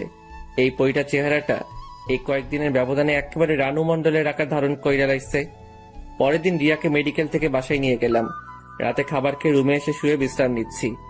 এমন সময় রিয়া আমার কাছে এসে বলল, এ কি, তুমি নিচেই বিছানা করছো কেন? আমি তো নিচেই ঘুমাবো। তুমি কি আমায় কখনোই ক্ষমা করবে না?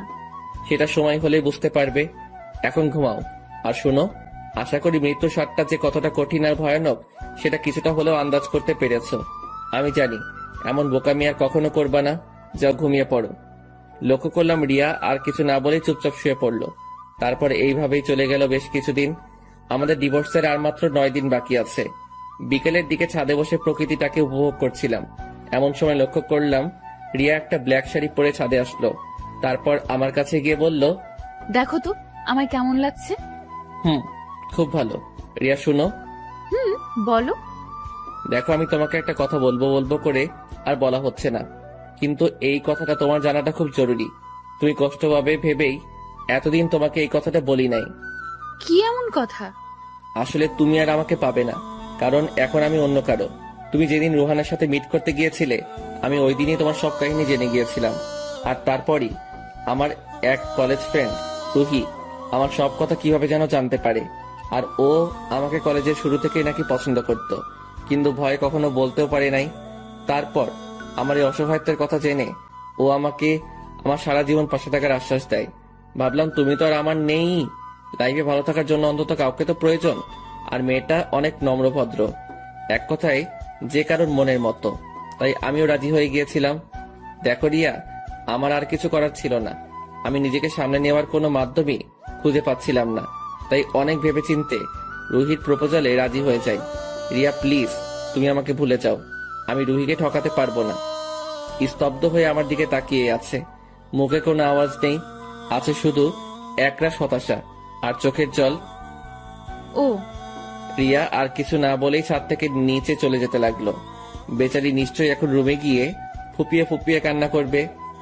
তারপর দেখতে দেখতেই আরো 4টা দিন কেটে গেল, আর মাত্র 5টা দিন। তারপরই আমার আর রিয়া রাস্তা আলাদা, দুজন দুই দিকে। কেউ কাউকে চাইলেই দেখতে পারবো না, চাইলেই তার সাথে ঝগড়া করতে পারবো না। কেউ আর আমাকে জ্বালাবেও না, আমারও আর কারো জন্য সময় মতো বাসায় ফিরতে হবে না। আমরা দুজনেই মুক্ত হয়ে যাব। কারোরই কোনো ধরনের প্যারা থাকবে না, থাকবে না কারো অভিযোগ। আচ্ছা, আমরা দুজন আলাদা হলেই কি সব ঠিক হয়ে যাবে? আমরা সত্যি দুজন দুজনকে ছাড়া হ্যাপি থাকবো?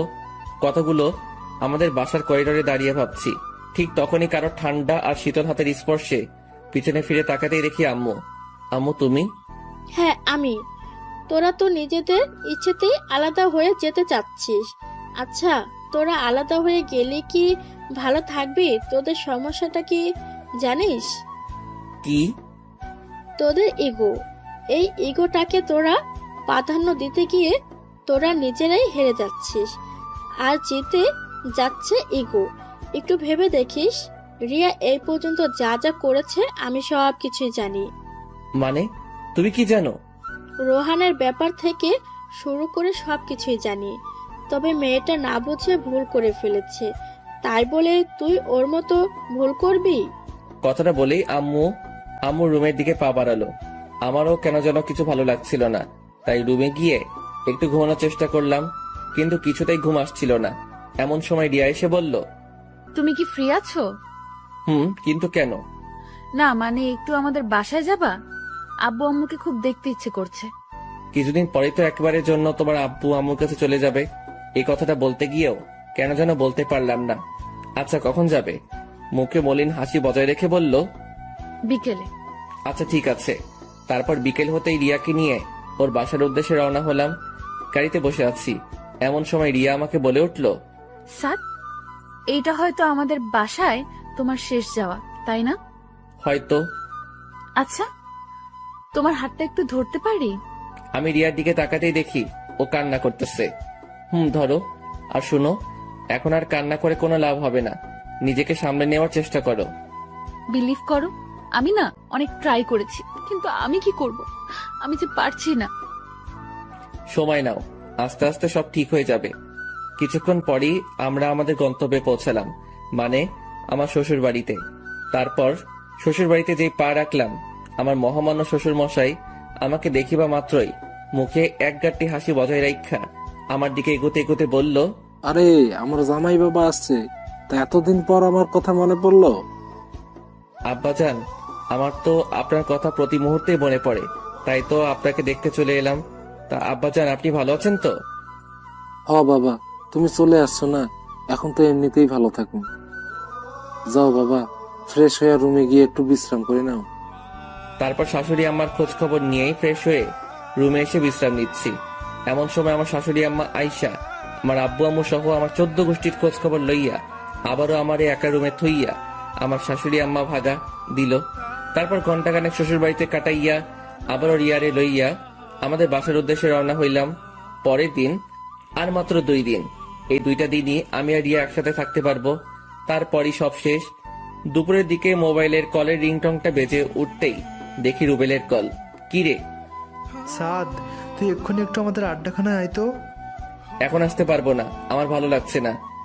দোস্ত, খুব জরুরি দরকার, প্লিজ তুই আয়। কি যেন কিভাবে বলে দিলাম। আচ্ছা ঠিক আছে, আসতেছি। তারপর হাতে টি শার্টটা নিয়ে আড্ডাখানার উদ্দেশ্যে বেরিয়ে পড়লাম। ওখানে যেতেই দেখি রুবেলের সাথে রিয়ার আব্বু বসা। আমি রিয়ার আব্বুর কাছে গিয়েই, আব্বা আপনি এখানে, তো বাসায় চলেন। উনি দাঁড়িয়ে আমার কাঁধের উপর হাত দিয়ে একটা দীর্ঘশ্বাস ছাড়ে। না বাবা, বাসায় যাব না। সে কি, কেন? তুমি অন্তত আমাকে জানাতে পারতে, তোমরা নিজেদের ইচ্ছা অনুযায়ী আলাদা হয়ে যাচ্ছ।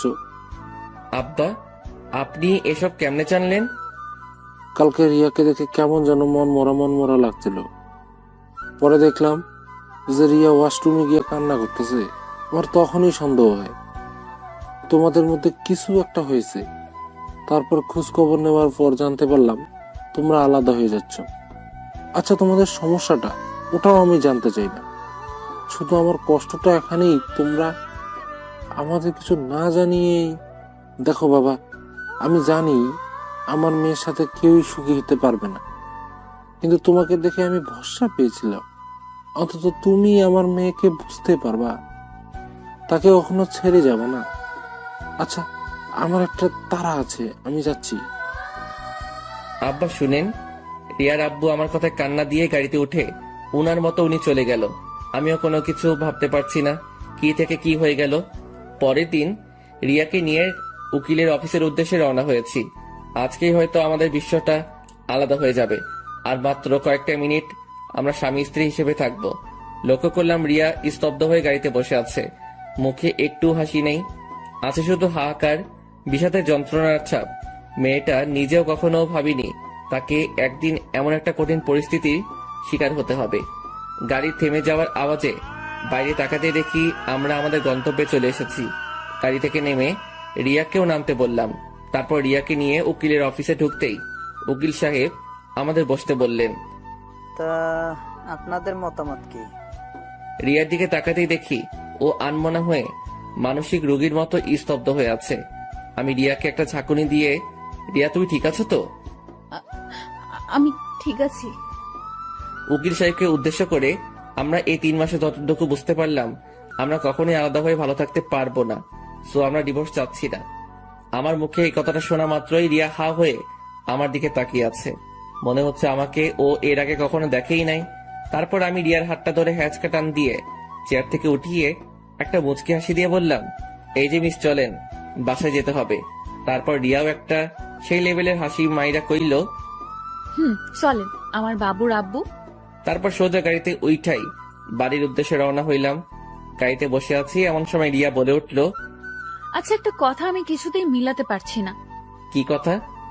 তুমি রুহির কি হবে গো? লেখকা, তাই তো।